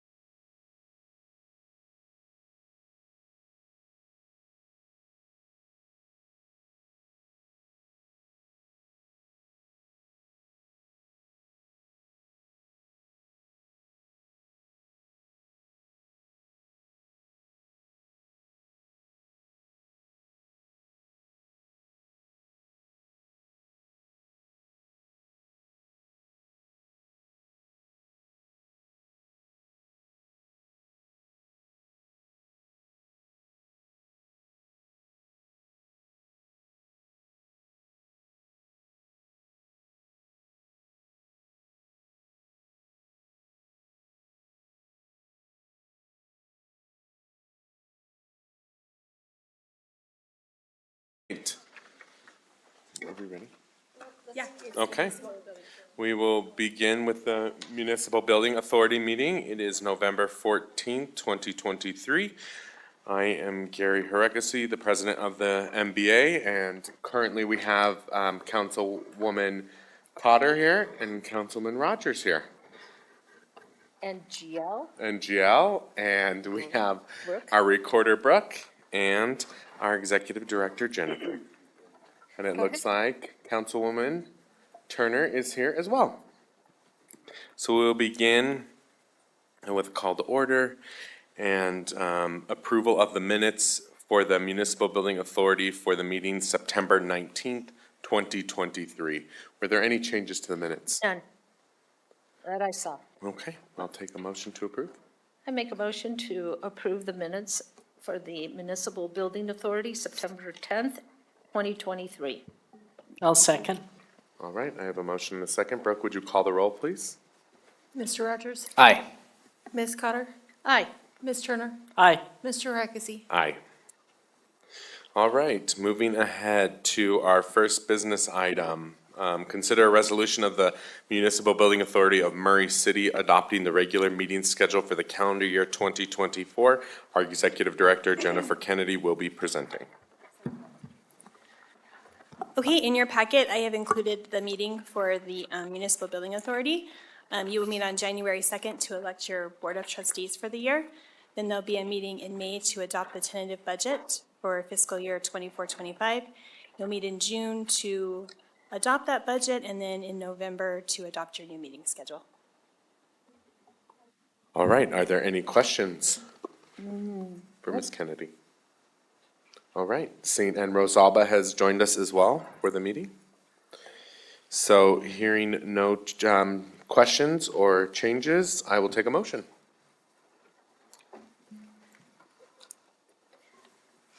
I will make a motion to approve a resolution of the Municipal Building Authority of Murray City to adopt the regular meeting schedule for calendar year 2024. I I'll- second. Oh, go ahead. I'll second. I have a motion and a second. Any discussion? Seeing none, Brooke, would you call the roll? Mr. Rogers? Aye. Ms. Cotter? Aye. Ms. Dominguez? Aye. Ms. Turner? Aye. Mr. Harekesi? Aye.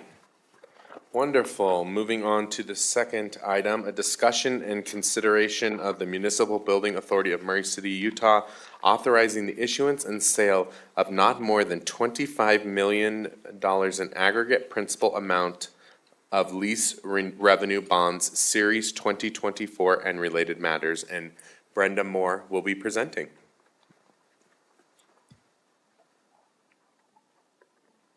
Good evening. As you are aware, ComDev recently moved out of the, let me get this up. Recently moved out of the Public Services Building. As part of that, come on. Here we go. As part of that, they, Public Services did a study on the feasibility study on their building and their site and how it was working and will it work for the future. They hired a consultant for that, and then on May 16th, they presented the two alternatives. It was determined that the site as it exists currently barely meets the needs of it barely meets the needs for what they're doing now, and it will not meet the needs for the future. So they did two options. They came up with two plans. Now I can see it. And option A was to basically build a new building, demolish the old building, the old fleet building, an old sign shop, add a new fleet building, wastewater and stormwater building, and a new sign shop, relocate the natural gas station so it's in a better place so that we don't get public and public works people trying to be in the same location at the same time. And then do some more stuff with their drying beds, and if I could tell you what a drying bed was, I would, but I don't. You'd have to ask. you would have to ask Russ. So this is what the new facility would look like. The new admin building would be a single-story building. Right now, it's a two-story building that is way bigger than they need. The biggest and most important thing is the new admin building would stay up if there is an earthquake, and it would be seismically sound. It's my belief that, and I think everybody else would say, that Public Works is essential and that their buildings should be safe, and that they should be able to continue to function if we have an earthquake or a major disaster, and that the Fleet building, the new admin building, the other buildings will exist, will not fall down. That is their most important thing for them, so that they can continue and go out and rebuild the city as needed in a case of an emergency. So in order to finance this, we have determined, after discussions with Stifel, our bond counsel, or our financial advisor, that the best thing to do for this would be lease revenue bonds. What that means is that this city would lease the ground that Public Works sits on to the MBA. The MBA would do these bonds, build the buildings and the surrounding facilities, and then lease those facilities back to the city or the Public Works people for basically the amount of the bond payment. And then the city itself would maintain the buildings. And at the end, when the bond is paid for, the buildings become property of the cities and the MBA is done. This was the financings that we used for Murray City Hall. And it's a really good way to finance this particular one because it's Public Works. Public Works consists of water, wastewater, stormwater, fleet, solid waste, and streets. So all 6 of those entities would be paying the rent or the bond payments. So a lease revenue bond, I kind of just went over that a little bit. The city leases the land to the local building authority. Then the local building authority does the bonding, leases the buildings back to the city. So that's why there was 197 pages of legal documents attached when Lizalba asked for all of them. Those are the leases going back and forth. They are the ground I just want to lease. clarify, we should always review those and we should receive those. So the process that we're going to go through now, the city adopts the municipal building authority. We already have one. It's been set up since the 90s.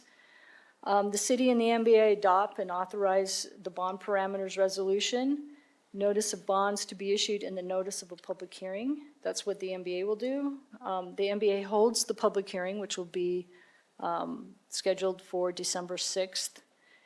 The city, via the MBA, undertakes the bonding activities. We're going to draft a preliminary official statement, procure a bond rating. That's all me. Selling and closing on the bonds, and then the city will lease the project back from the MBA. The bond parameters, this is the maximum. So this is as much as we will do. I'm not anticipating that we will get up to a maximum par amount of 25 million, but that would be the maximum we would do for this project. The maximum interest rate, 6.5%. We're not anticipating it's going to be up that high either. Maximum term, 26 years. That will be a 25-year lease plus a few months here or there. 25-year bonds.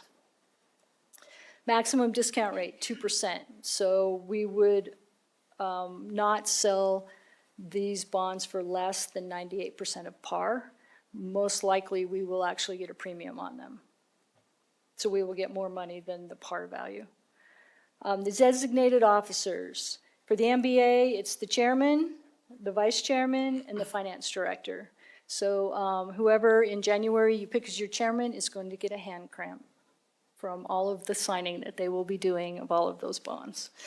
The city, the mayor pro tem, if the mayor happens to be out of town when we close these, and the finance director.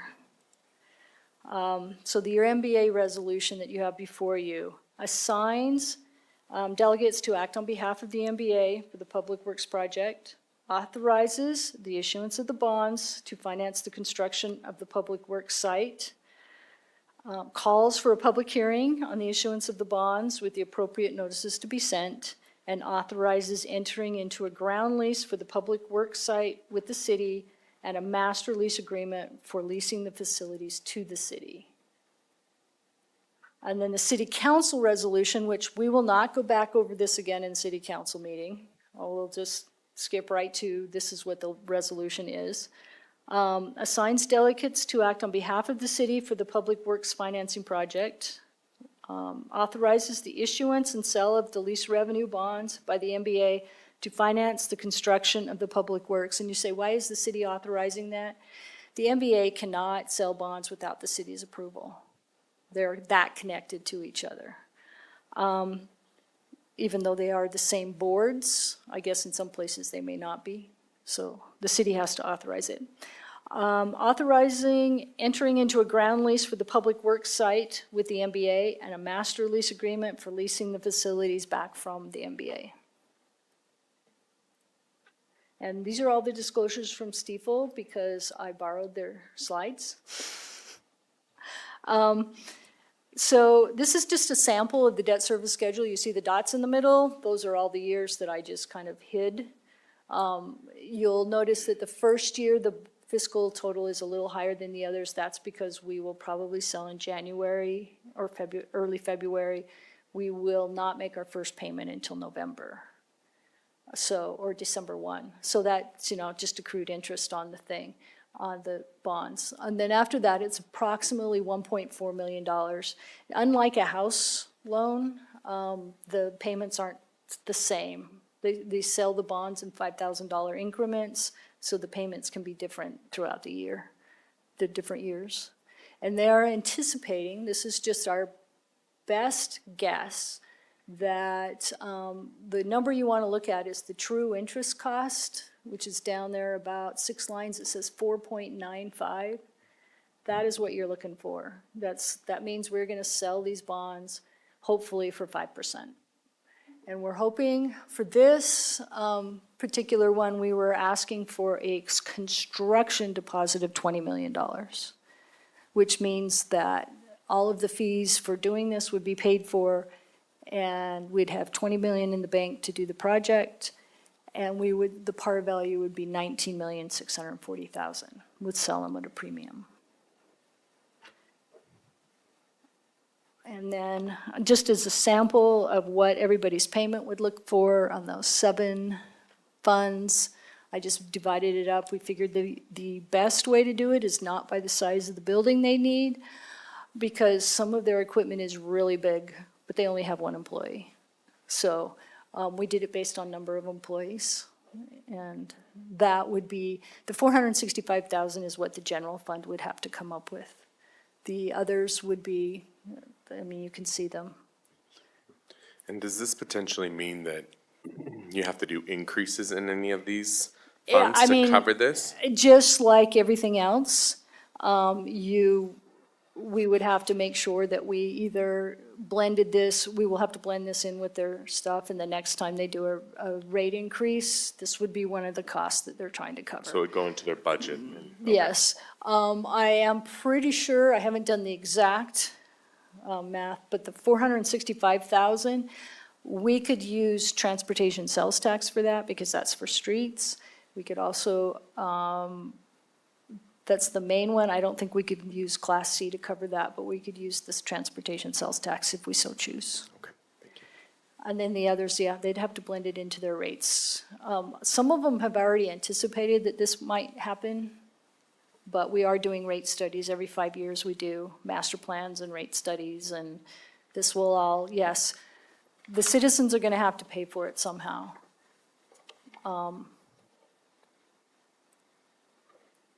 Do you have any questions, comments, anything I can do? I have with us today, we have Matt from Stiefel. They're our bond advisor, and Chanel. She's an attorney with Gilmore Bell, who is our bond counsel on this. Remind me, what was the cost of option A? The cost of option A 6 months ago was $17 million, and the cost of option B was probably $16.9 million. So And option A was the preferred. option A was the preferred because they get a brand-new building that is sized right, will be more energy efficient, and they don't need a 14,000 square foot building. They need a 6,000 square foot building. Perfect, thank you. Any other questions from the council or from the? I'm wondering, is now the best time to bond? There is probably no great time to bond. It's not the worst time. These are back up into the rates that before the 2008 housing crisis, we were doing 5% bonds all the time. You look at my old coupon rates on a lot of our bonds, it's 4% and 5%. The cost of construction is going up, so I don't know which is worse, paying 5% or waiting 3 or 4 years, which if you know anything about municipal finance, there is no way we would ever save $20 million for a building. You just can't do it. And the cost of construction is rising way more than 5% a year.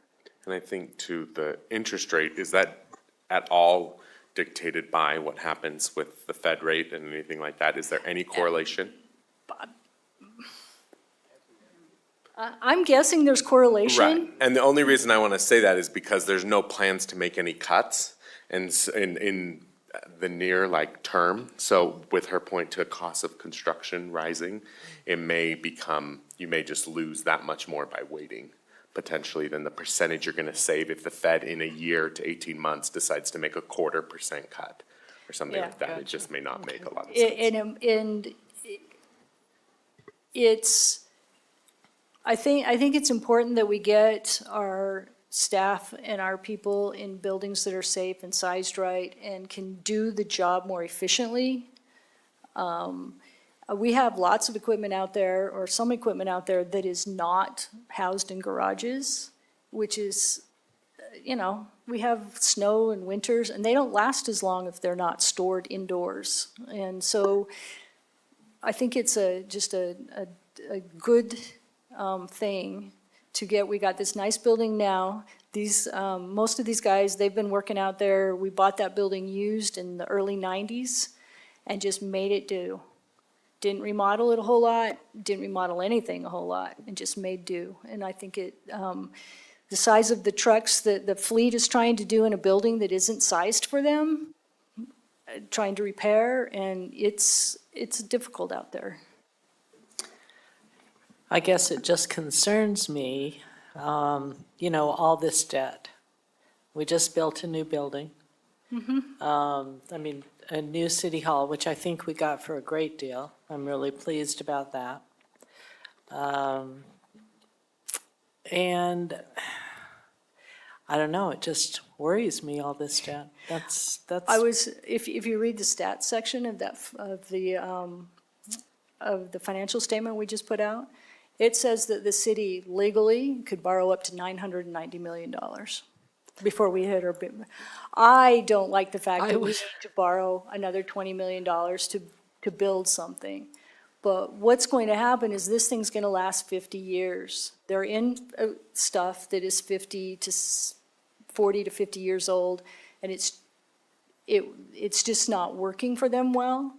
And so the best way to handle it now, because of inflation, is to get them there.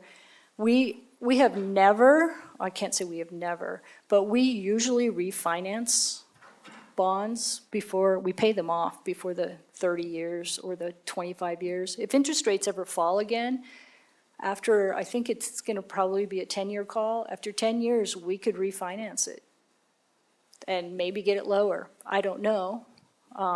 But not for 10 years. No, usually there's at least a 10-year call on these, because investors want to be guaranteed Right, a certain return, otherwise why would they buy them? certainly. So, Do we know how much, for sure, how much the building is gonna cost? Do we have a bid? they are working on it. Russ tells me it's not gonna cost any more than $20 million. Don't we?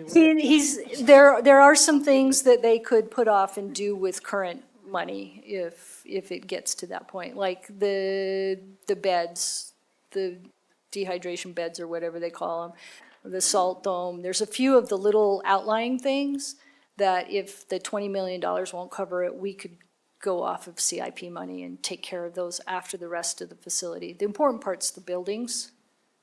How much in bonds do we currently have? I haven't added them up. The MBA has the 30 million for, he's got it. The MBA has the 30 million. We just did a $6 million loan for streets funded through something that the state legislature did, that $500,000 a year. That was one of the best things we ever did. Inflation's been at 5, 6, 10%. We're paying 1.8 on that interest. So yeah, we got a lot of streets projects done with that. Okay. City Hall's at 30 million. Outstanding sales tax bonds, we're at 14 million. We have 3 of them going right now. That one for roads, a fire station, and then the land that we're sitting on, and the land surrounding that the RDA bought. One of my suggestions will be is putting money aside from the RDA and paying those off as soon as we can call them. Water and sewer, I got it. Water and sewer, we're at, stormwater has 3.1 million sitting out there, and water and sewer has 9.5, close. So, I mean, they're spread around. We've got quite a bit of So debt. 55 million-ish? Yeah. Okay. The water and sewer, they were done for specific projects. We might be coming back for other bonding, it depends. Power has a whole that's lot the of one that stuff that yeah. needs to get done, and they're working on their master plans and stuff, and So we're at about 55 million, and this would add another 20 Yep. million to it. Okay. And we could tolerate 99 million? that's what the 900. state does, and that's not what I say. 990 million. $900 million, I don't have any idea why, But that would be so irresponsible of us to. Yes, you just have to realize that these buildings will last at least 25 years longer than the bond payments will. And I think they're gonna create something, it's not gonna be like this. Russ is gonna build an industrial building that does what his guys need to do and that looks good and that they can be proud of. And, but that works for the type of work that they do. Can I jump in? And you know Russ, but I'm here to tell you, Russ would never have come and asked for this if it wasn't needed. Yep. Absolutely, he would have. And if we have an issue with earthquake and the building's not that safe. You've seen our building, Old City Hall? Yeah. Go visit theirs. It's worse. No, I've Oh, not it's, been- yeah, these guys have been living been there. in a heck hole. And I'm here to tell you, sure, are we concerned about the bonding? Absolutely. But I promise you, you'll be regretting that if there's a safety issue and we ignored it. It's huge, safety issue. And I just want to add that to the mayor. I sent an email off to someone, and they replied back to me, if we bond, we can build. If we don't bond, we cannot build. And we are building for the future employees that are going to be coming in to take the ones that are going to be retiring, and we want something safe for them, and earthquake safe. And so we need to do this. My question, since I wasn't on the MBA back in May, was whether Public Works requested this or not, but the mayor answered that for me, so thank you. Yes. The whole thing was Public Works' idea. I didn't hear about it until they were presenting it. And then I said in that meeting, the next time you'll see me back, we will be asking for the money to do it, because they don't have the reserves to do it, and it's impossible to save. Water has a bunch of projects they need to do. They all have projects that need to do. They will put this payment, this rent payment, into their plans, and we'll keep going. So the lease agreement is $1 per month? No, the ground lease, that the city is going to lease the ground to the MBA is listed at $1 per year. It's, you gotta put a price. The lawyers say we have to put a price in there, so it's $1. Well, so it's an exchange. And then the rent that these people, the different funds will pay, Public Works will pay, will be equal to, might be a couple dollars more than the bond payments and the amount that it costs us to just pay the debt service. Okay. Clarify for me, maybe this is a question for Matt. How is it that this bond that we are looking at is tied into the City Hall bond? Because I did read that in those documents that were shared to me. Do you want to answer? Oh, yeah. Do you want to answer? They're cross-collateralized. So what that means is, these bonds, literally, if you don't pay the rent, if you don't authorize the rent every year, the bonds don't get paid, and the facility gets repossessed, okay? So. I think you're talking something else. No, this is what happens. Every year, I will present to you a budget, and this was what happens with City Hall. The city in the budget has a rent payment going to the MBA. If you decide not to make that rent payment for whatever reason of either the Public Works building or the city building, we lose them both. Yeah, that was, okay, It's so either I or. understand that. We don't lose one if you pay you can't pay the City Hall payment. You can't, and not pay the Public Works payment. If you miss one, you lose both properties. Okay, so that's the reason why That's cross it's stated collateral. that there's cross yeah. Sorry, Yep. is that correct? I mean, I had asked you about it, okay. So basically, this bond is essentially tied in with the City Hall because of the lease and the rent payment. Yes, and they do that because it's an essential service. There's no way you're gonna get rid of not pay the rent for your City Hall. There's also no way you're not gonna do Public Works. But it shows good faith to the bond buyers that, wow, if they don't make this payment, they're gonna lose their City Hall too. So they're gonna make this payment. Okay. Okay, and then who is the underwriter for the bond? We won't know until we put out an RFP. Okay, so that's the That's process. So one of the- what's the process from here? So we approve, or, So if you approve this tonight, we talk about the exact same thing in council meeting. I mean, if you notice, the on- documents are pretty yeah. much the same. We talk about this exact same thing in council meeting, we'll just go through that. We have a public hearing on December 6th. December 6th, In the meantime, between now and December 6th, we have a meeting with the Moody's to get our bond rating. And then we will be working on the preliminary official statement. They'll have my new financial to update it.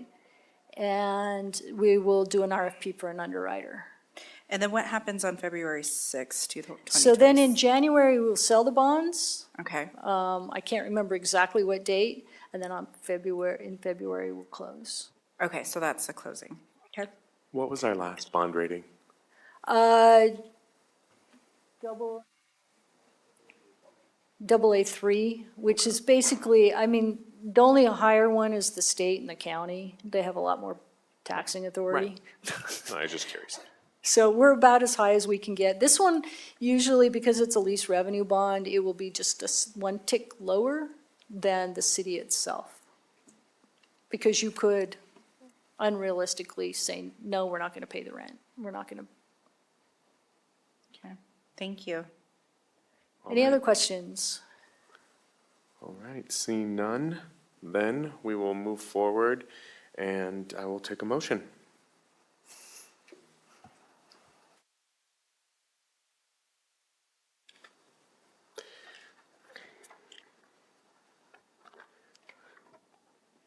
Okay, I'll do the motion. I will move that we consider a resolution of the Municipal Building Authority of Murray City adopting a regular meetings, oh, sorry, that's the first item, I apologize. Consider and approve of the Municipal Building Authority of Murray City, thank you, Mayor, of Murray City, Utah, authorizing the issuance and sale of not more than $25 million aggregate principal amount of lease revenue bonds, Series 2024, and related matters. And I'll second. I have a motion and a second. Any discussion? No. Seeing none, Brooke, would you please call the roll? Mr. Rogers? Aye. Ms. Cotter? Aye. Ms. Dominguez? Aye. Ms. Turner? Aye. Mr. Arakisi? Aye. All right, and that is the last item on our agenda, and we are adjourned, and we will move right into the city council meeting. I would like to, thank you. I would like to welcome everyone to our city council meeting, November 14th, 2023. Just a reminder to turn off your cell phones or take your phone call out in the hallway. I'd like to welcome all council members are here tonight. Jennifer Kennedy, our Executive Director, Brooke, the Mayor, and GL. Thank you for your attendance. Tonight we're going to have our pledge be conducted by Adam Hawk. If you would like to come to the podium and do that, thank you.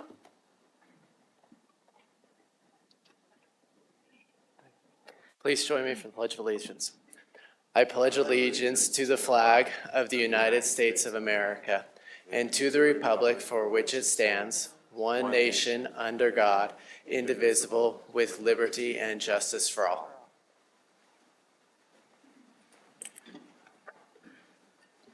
Okay, seeing that there's no approval of minutes, we'll go on to our special recognition. Murray City Employee of the Month is Kathy Miller, Mayor's Office Administrative Assistant. The mayor and I will be meeting Kathy up here to the podium.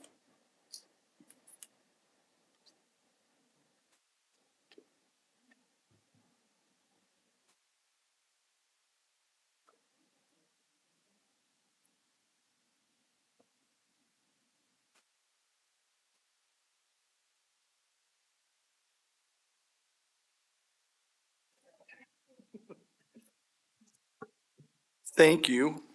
Hi, Kathy, come on up. Kathy, let me tell you, most of our employees are like this. They'd like to stay in the background, but we like to embarrass them and bring them forward. So, and Kathy, let me tell you, you all know I'm kidding, but I say Kathy asked if she could be nominated, and so we all know that is so far from the truth. Kathy, let me tell you, so I've had the opportunity to work with Kathy for a couple of years. She's never late on ever setting an appointment. She's never missed. She doesn't miss things. She just is really, really good. And I think what probably, all that's great, and it helps us. I mean, she runs my life. So, Cindy, sorry, you don't run it, but Kathy runs it. But I'm here to tell you, Kathy, in my opinion, the most important thing that an administrative assistant like this, especially in our office, is she's very private, never reveals anything, keeps everything. She's not a talker out there visiting. That's hard sometimes because you want to be able to talk to somebody and be able to express certain things, but Kathy she's very confidential. And that's huge for us. So that's a great honor for us to have Kathy in our office. Kathy has been here, I honestly thought, I said to Doug today earlier, I said, well, Kathy's been here 8, 10 years. He said, Kathy, how long have you been here? And she's 4 years. I was thinking she was here, she was mid-year during Mayor Camp's term. And then the best thing we ever did is kept her on board. But she is a seasoned, it's almost like she's been here for, 20 years. And she just has that ability, never gets frustrated ever. And there are many times that she could be frustrated when we have someone come in that's upset. And I've watched her in action and she just doesn't, if they bother her, she doesn't show it. And so she's a great example. For a resident or an employee to ever come in, she just never gets upset, always accommodates the resident or the employee or whoever's coming in to visit, and she runs our office, so we owe her a lot. I wish we could pay you more, but we can't, so, but we have $50 for you, Kathy. And that is not, would you please help me, Pam, get that off? Oh, good luck. Pam can't do it. Look at her. So anyway, kids, where are your family? All back there? This $50 is not for you. I just want you to know. She loves you, she appreciates you, but this is gonna be spent on her. I know Kathy, she's gonna buy you dinner or something with it. But anyway, so without further ado, we just want to tell you how much we appreciate you, Kathy. You're awesome. This is from the council and the administration. And I love, Pam looked at me and said, do you want me to help you? And I'm going, you get the paper slip with the 50. And then, I'm going to have Pam do the rest, but I just want to, no, I want you to do this. I want you to be part of it. Come on. So anyway, I just want to say how much we appreciate Kathy. Thank you for all you do. So let's give her.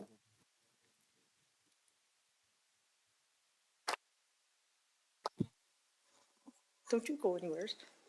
So it says, I am nominating Kathy Miller for the Employee of the Month Award for exceptional contribution, outstanding performance with our team. Kathy has consistently demonstrated a strong work ethic, dedication, and a positive attitude towards her work and colleagues. Furthermore, Kathy consistently goes above and beyond her job responsibility. She is always willing to assist others, especially those who call the mayor's office with seemingly impossible questions or requests or don't know where or how to share their concerns. Kathy contributes positively to team dynamics. When she takes vacation time, we are lost. She keeps Mayor Hales looking good. With her preparation and ability to discern the necessities of meetings for him, Kathy is deserving of recognition as Employee of the Month. Congratulations. And thank you for putting on those mayor lunches in the park. Yes, they're fabulous. Will you introduce your family, please? Oh, yes, go ahead. Yeah, you bet. So my husband Mike in the back, and then Josh, Alex, Emily, and Grant, who comes with Emily. And we love Grant too. And I have one more daughter who's in California right now on a mission. So thanks to them for coming, and thank you for saying all those really nice things. Easy. You came up with a lot of things. That was pretty cool.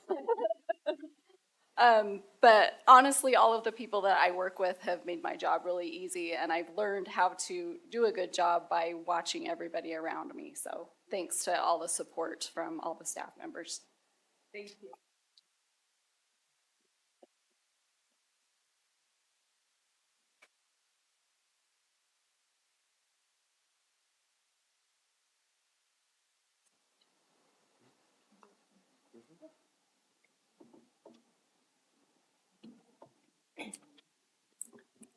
Okay, on our next agenda part of special recognition, we are consider a joint resolution of the mayor and Murray City Municipal Council recognizing National Hispanic Heritage Month in Murray City, and Councilwoman Rosalba Dominguez will be taking over this part.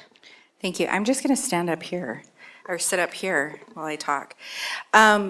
We know that this is a little off timing, but we did want to recognize it since it was already written, and I had an illness last month to finish it off and finish the ending of Hispanic Heritage Month.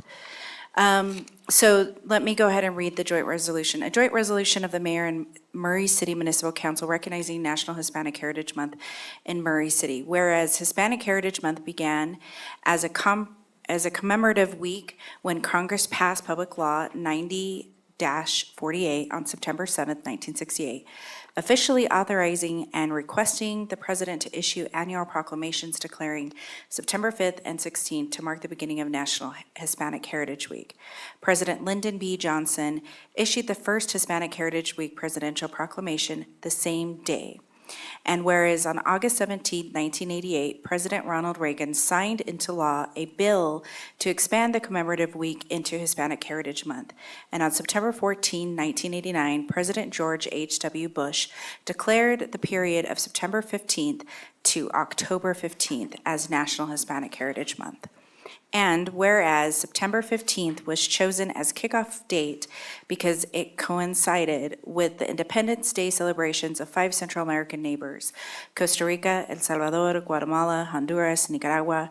Additionally, National Hispanic Heritage Month coincides with the dates in September in which Mexico, Chile, and Belize declared the independence on September 16, 1810, September 18, 1810, and September 21st, 1881, respectively. And whereas Murray City proudly recognized National Hispanic Heritage Month from September 15 to October 15, 2023, in honor of the historic and cultural contributions of the Hispanic community in our city, state, and the United States. And whereas Hispanic Americans have been integral to the prosperity of the United States, their contributions to the nation are immeasurable. And they embody the best of American values. The Hispanic America community has left an indelible mark on the U.S. culture and economy. And whereas just as Hispanic Americans have impacted the United States, it is also true of the impact of Hispanic Americans in Murray City. And whereas many members of the Hispanic community trace their roots to the cultures and various groups, including the indigenous peoples of America, Spanish, and other European explorers, or to enslaved Africans who were brought to the Americas against their own will. And this isn't as long as the other resolutions as I've written, so we're almost there. And whereas Murray City recognizes the significant contributions by the Hispanic community in all parts of our society, including but not limited to economics, politics, sciences, healthcare, and education. And whereas the Hispanic community represents 10.9% of the population of Murray City and is an important and vital part of the fabric of our community. And whereas in 2023, there were close to 500,000 or more Hispanic residents in the state of Utah. And whereas the Hispanic community have served in all branches of armed forces and fought bravely to defend liberty and democracy in every war in the history of the United States. And whereas Murray City recognizes and honors the resilience of those in the Hispanic community who overcome discrimination and prejudice so that they themselves and their families could attain the American dream. And whereas in 2020, Hispanics from all corners of the state have participated and enjoyed commerce activities within Murray City, including the Fashion Place Mall. Go on a Sunday afternoon, you'll see. And whereas in 2020, the annual purchasing power of Hispanic Americans was estimated to be $1.9 billion, according to the accounting for 1.9 trillion. Accounting for the 11.1% of the U.S. buying power, which is an amount greater than the economy of all except 17 countries in the world. And whereas Mexico is one of the main trading partners of the state of Utah, benefiting families in both locations with the creation of job opportunities and exchange of knowledge and technology. And whereas there is not a comprehensive history of the considerable contributions of the Hispanic community in Murray City. Some stories we may never know, and some are yet to be discovered. And whereas there are extensive and significant achievements and contributions of the Hispanic community in Murray City, and whereas Hispanic Heritage Month is an opportunity to recognize Hispanic residents, business owners, organizations, and educators of Murray City. And now, therefore, be it resolved by the mayor and the Murray City Council that the city hereby recognizes the celebration of National Hispanic Heritage Month from September 15th to October 15th, and encourage the Murray City community to join us in celebrating the great contributions of Hispanic and Hispanic Americans to our city, state, and nation. And that's all. Thank you. Okay, we'll proceed as forward. Do I have a motion to adopt this joint resolution? I'll make a motion that we adopt a joint resolution of the mayor and the Murray City Municipal Council recognizing National Hispanic Heritage Month in Murray City. Do I have a second? I will second. Okay, I have a first by Councilmember Gary and Councilmember David. Is there any discussions before we call a roll? I would just like to include, lastly, last year we were able to celebrate a lot of families that have been based and community members within Murray. And in honor of them, just continue, to celebrate and support those families and businesses within Murray as they are striving and really, participating and giving back into our community as well. Yeah, please, Mayor. I loved when you brought this last year. You had over at least 100, if not more.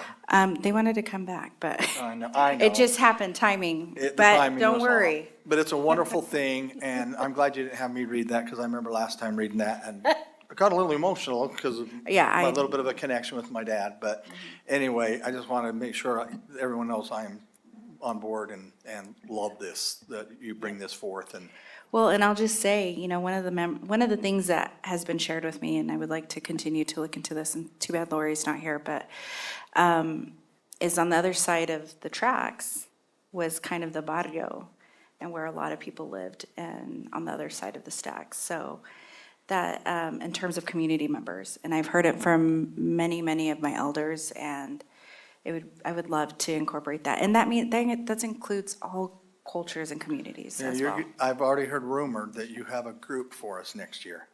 For Yes. the amphitheater, which I'm excited. And they're local based That's the dance troupe beautiful- here in Murray. Is that they're local. And so when I heard that, I was excited. So Yeah, looking yeah. forward to that. Thank you. Thank you. Would anyone else like to? Okay, then we'll start with a roll call. Thank you, Brooke. Mr. Mingus, Oh, aye. Ms. Turner, Aye. Mr. Aguirre, Aye. Mr. Rogers, Aye. Ms. Cotter. Aye. Thank you, Rosalba. Yeah, thank you. It's very lovely. Okay, now we will go on to our citizen comments. Comments will be limited to 3 minutes. Step forward to the microphone, state your name and city of residence, and then fill out the required form that Patty has. Oh, there she is. Patty has the form, so you may come forward now.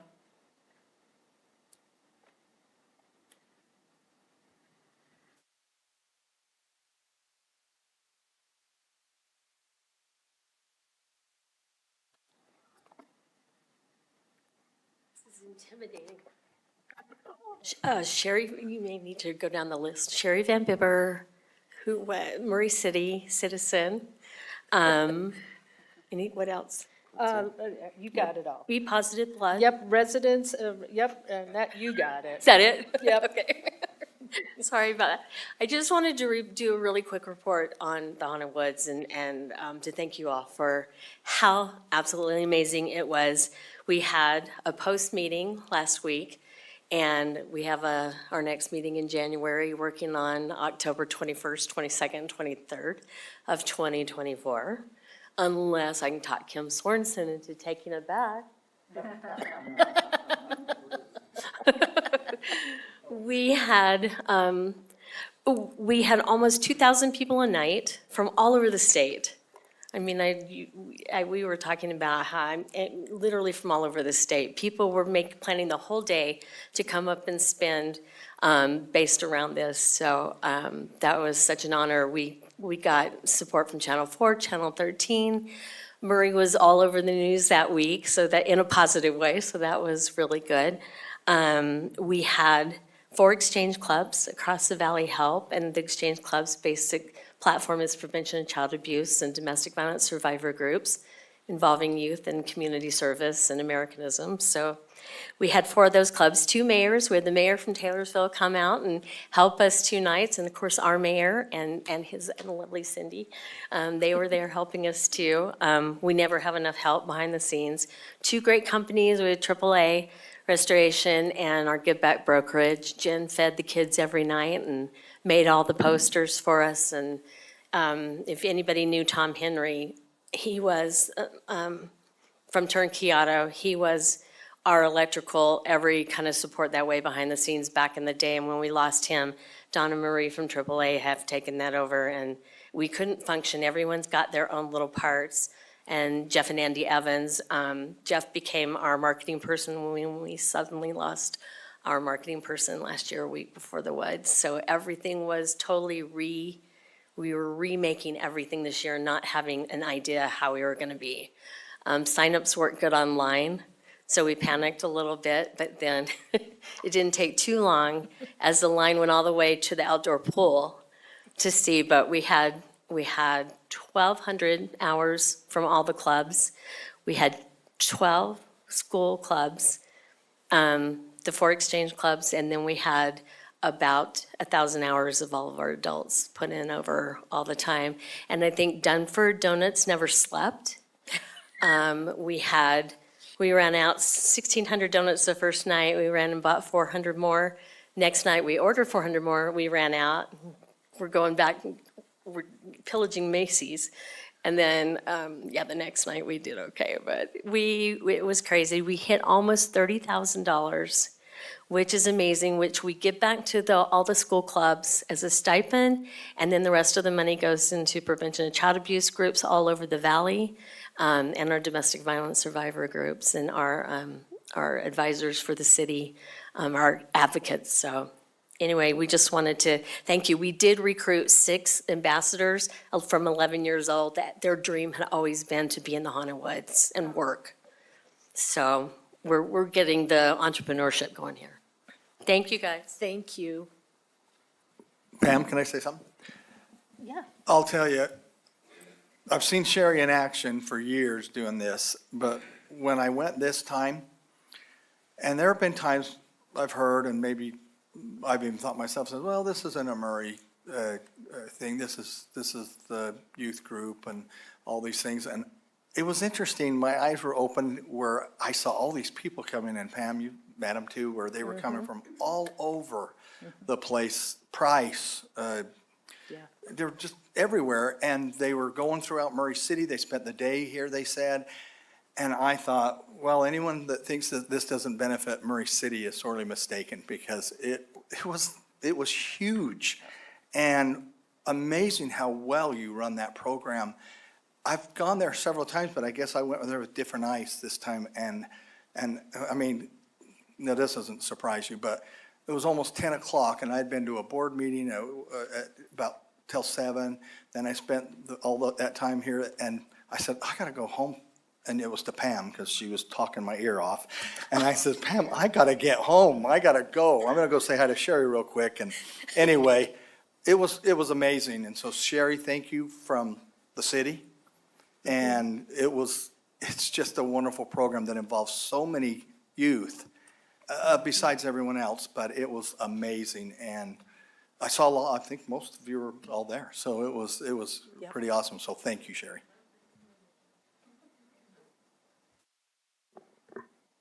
I can't wait until next year. I know you can, but I can't. Okay, seeing that there's no other comments, we will go on to our next. There's no consent agenda, no public agenda. We are on to our business items. There will be no citizen comments, as this is business items. First one is to consider a resolution requesting the recertification of the Murray City Municipal Justice Court. Doug Hill and Karen Gaiola, thank you, is going to be presenting. Thank you. So the state of Utah requires that municipal justice courts have to recertify every 4 years. And Murray's Justice Court certification will be up at the end of January 2024, so just in a couple of months. One of the requirements among many requirements is that the city council adopt a resolution indicating that you're willing to continue to have the Justice Court meet all of the state requirements to satisfy the state demands. So that's what's before you tonight, is a resolution basically stating that you support our Justice Court. In your packet is information about the Justice Court and the requirements that the Justice Court has to meet. And Karen has gone through already and basically answered yes to all the questions. In other words, we meet all the requirements that the state asks for our Justice Court. And that becomes then part of the affidavit that the judge will sign along with the attorney's opinion letter that has to go along with this packet. And so we're just asking you to adopt the resolution tonight. And I'll let Karen answer any questions. She's the senior court clerk, so she can, if you have questions about the court or any of the way it operates or any of the questions that are in your packet, Karen would be best qualified to answer those. Does the council have any questions for Karen? Just a comment, it's always good to see you. Thank you for being here. We really appreciate your service, Karen. Thank you, I appreciate that. I have one. Okay. On page 19, well, it was interesting that you have the new Utah flag, which was, yay. And then the other one was on page 27. It says, daily court hours, 8 to 5, and we don't close for lunch. Really? Yeah. So we're open essentially 9 hours a day. So I've just have everybody, some people go to lunch at 11:30, some go to lunch at noon, some go to lunch at 12:30. So we always have somebody at the front counter. Wow. So that we can stay open for the people that need us. Wow. Amazing. Okay. Any other comments for Karen? I'm just curious, what's this process been like for you? It's this time a lot easier. The first time I had to certify was in 2019, and that's when I first got this position. And that's when we closed the upstairs and we did a lot of stuff. So I thought, oh, I'm being really picked on. And now it's like, okay, this is old hat, so. Awesome. Okay, I will entertain a motion and a second on this agenda item to consider a resolution requesting the recertification of the Murray City Municipal Justice Court. Do I have a first? I will make a motion to adopt the resolution requesting the recertification of the Murray City Municipal Justice Court. Do I have a second? I'll second that. We have a first by Councilwoman Turner and a second by Councilwoman Dominguez. Are there any other questions or discussions before we? Okay, then Brooke, could you do a roll call for us? Ms. Dominguez? Aye. Ms. Turner? Aye. Mr. Harakisi? Aye. Mr. Rogers? Aye. Ms. Cotter? Aye. And the results was, it has passed. Thank you for coming tonight, Karen. Okay, we are on to business item number 2. Consider a resolution to acknowledge completion and receipt of the independent study for the fiscal year 2022-2023 and direct that notice it be published pursuant to section 10-6-152 of the Utah Code. Presenting is Brenda Moore. So we previously spent 45 minutes going over the financial statement. We got a clean audit opinion, and this resolution just basically says that you have received a copy and that requesting that Brooke publish the fact that we have done that, that we have finished our audit, and then the financial statement will be up on the internet tomorrow. Brooke doesn't know it yet, but that's what she's going to do in the morning. So basically that is the resolution before you, just accepting the fact that you now have copies and that we're going to post that it's done. Any questions? Does the council have any questions for Brenda? No, we had plenty of time to discuss it in committee of the whole. Plenty, thanks. Okay, so I will entertain a motion. I'll make a motion that we adopt a resolution to acknowledge the completion and receipt of the independent audit for fiscal year 2022-2023 and direct that notice be published pursuant to section 10-6-152 of the Utah Code. Do I have a second? I will second. We have a first by Councilmember Gary and Councilwoman Dominguez. Is there any other discussion on this? I just want to commend Brenda and her team for all the work that they did on this. I've done audits for many, many years, and to get a clean opinion and have very few adjustments and findings, no findings, just a few adjustments that were small is very impressive, and it's a testament to the great work of you and your team. So thank you for all that you do to ensure the city has integrity in its finances. Okay, any other further discussions? Okay, we'll entertain a motion. Brooke, a vote? Go ahead. Yeah. Ms. Dominguez? Aye. Ms. Turner? Aye. Mr. Harakisi? Aye. Mr. Rogers? Aye. Ms. Cotter? Aye. And this has passed. Thank you, Brenda, for all your hard work. We really appreciate it. Okay, we will go on to business item number 3.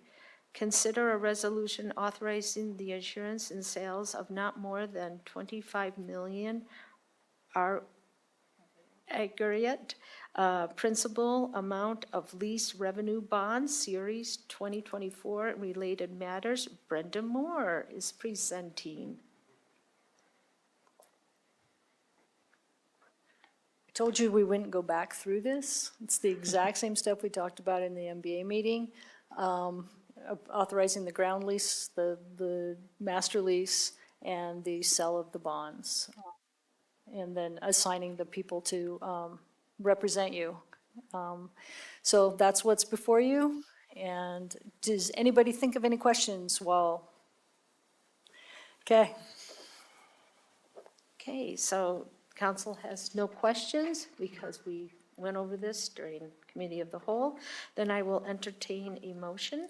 I will make a motion to adopt a resolution authorizing the issuance and sale of not more than 25 million aggregate principal amount of lease revenue bonds, Series 2024, and related matters. Do I have a second? I'll second. Thank you. We have a first by Councilmember David and a second by Councilwoman Turner. Is there any other further discussion from the council at this time? Seeing that there is none, Brooke, could you do a roll call? Yep. Ms. Dominguez? Aye. Ms. Turner? Aye. Mr. Harakisi? Aye. Mr. Roger? Aye. Ms. Cotter? Aye. And this has passed. Thank you again, Brenda. Okay, we are on our last business item. This is number 4. Consider a resolution adopting the regular meeting schedule of the Murray City Municipal Council for calendar year 2024. Our Executive Director, Jennifer Kennedy, will be presenting. Thank you. As you know, we discussed this in committee of the whole. All of your meetings are basically scheduled for the first and third Tuesday, like we always do, with the exceptions of August and December, where they're scheduled on the first and second Tuesday of the month. The one change I do want to note that I talked about in committee of the whole was I did have a meeting scheduled for Tuesday, November 5th, which is Election Day. So we're going to move that meeting to November 12th. So your meetings in November will be on November 12th and 19th. Okay. Sorry. Well, I was just going to say, we are going to go on to questions now. Go ahead. Okay. I will just go ahead and also, we did discuss about moving September 10th, whether it be another date. And it doesn't necessarily have to be the 10th, but moving or the September 3rd date to another date. I don't know where that puts us on the calendar, but, and just keeping in mind, some of us do have families, and a lot of times, a lot of these meetings are like directly after a holiday. Let's see. I think it would be the 10th or the 24th would be your options. Yeah, the 10th or the 24th, which I'm open to either one. I don't know if that's something, because it would be the 17th and then the 24th, or 17th and the 10th, correct? Yeah. So then they'd be right together. Yeah. If it was the 24th, there'd be meetings 3 weeks in a row. Well, we wouldn't have them all 3 weeks. It would just be two. Well, if we move to the Oh, 24th, you're right, we'd have you're the right, 17th, for the 24th, and the first. 1st. Yeah. So I move that my motion, so we can just go ahead and get this, move September 3rd meeting to the 10th of September, and consider so that would be my amendment to the resolution adopting the regular meeting schedule of Murray City Municipal Calendar Year 2024, including the dates that Jennifer mentioned. Jennifer, are we looking at any other dates in 2024 that are going to be changed in August besides September and December? Are any of those dates being changed also instead of the typical first and third Tuesday? Yeah, as I mentioned, yeah, in August, they're on the first and second Tuesday, and on December, they're on the first and second Tuesday. Okay, so it seems like we have 4 months out of the year that we are changing dates to accommodate various things.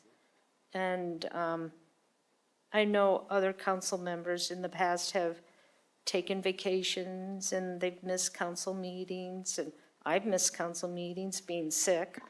And sometimes things are out of our control, and sometimes the calendar works for families, and sometimes calendars don't work for families. But I think to be consistent with the citizens here who we represent, we need to be consistent because we've already looking at August, September. If we look at September, changing to September and November and December. I think that's a lot of change for the calendar, for the council members, and for the citizens, but that's my opinion. So we have a motion on the floor, right? Mhm. So we need a second to move that motion. I'll second.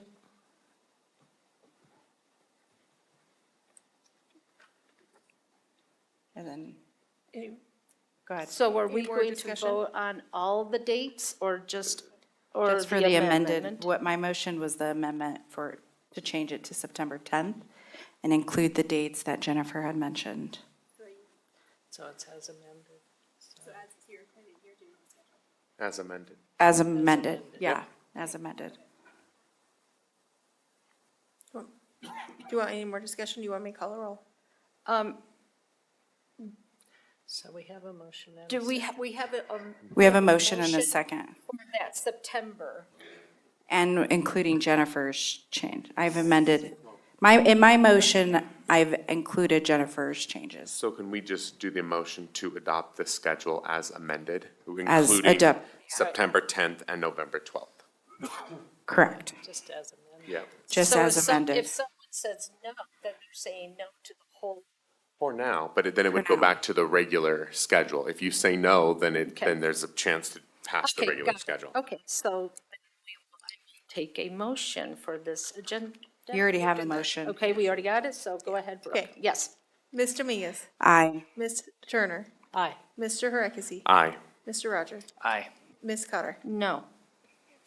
So seeing that is passed, we are set on that one. Now we will go on to the mayor's report. Mayor? Thank you. We're ready to go home. So I'm just gonna say, I just want to commend the council, RDA board. It's kind of an Andy Griffith thing. You do all things. But just thank you for, I mean, the discussion in our RDA today, the discussions here. Even if we don't agree, you're always polite, and I don't even know what, I think I feel pretty dang lucky because I'm with mayors all the time that do not experience this. Gary's nodding his head because he knows a city that, that doesn't. And it's not uncommon for that, but here, I just want to tell you how much I appreciate you. I just really appreciate the relationship that we have as a administration and council. And that's always been important to me, and for the 2 years I've been here, it's been wonderful. So can you You believe work it? hard to do that. You're nice. Yeah, we appreciate you as well. Well, thank you. And you know, and there's some of you that have experience in areas that our people have, yet you never come across like you know more, which is just kind of cool. That's not common, so thank you. Yeah, That's my report. Well, I think it speaks to the incredible team you've put together as well. I think that you have a team that you don't maybe see in many cities. So I think it's both ways that we're very lucky as a city. Well, thank you. I appreciate it. Thank you, Mayor, for everything. Thanks. Yeah. Okay, so at this point, I will take a motion to adjourn. Sorry, before we do that, I just want to say, I don't think we'll see anybody after this, but happy Thanksgiving.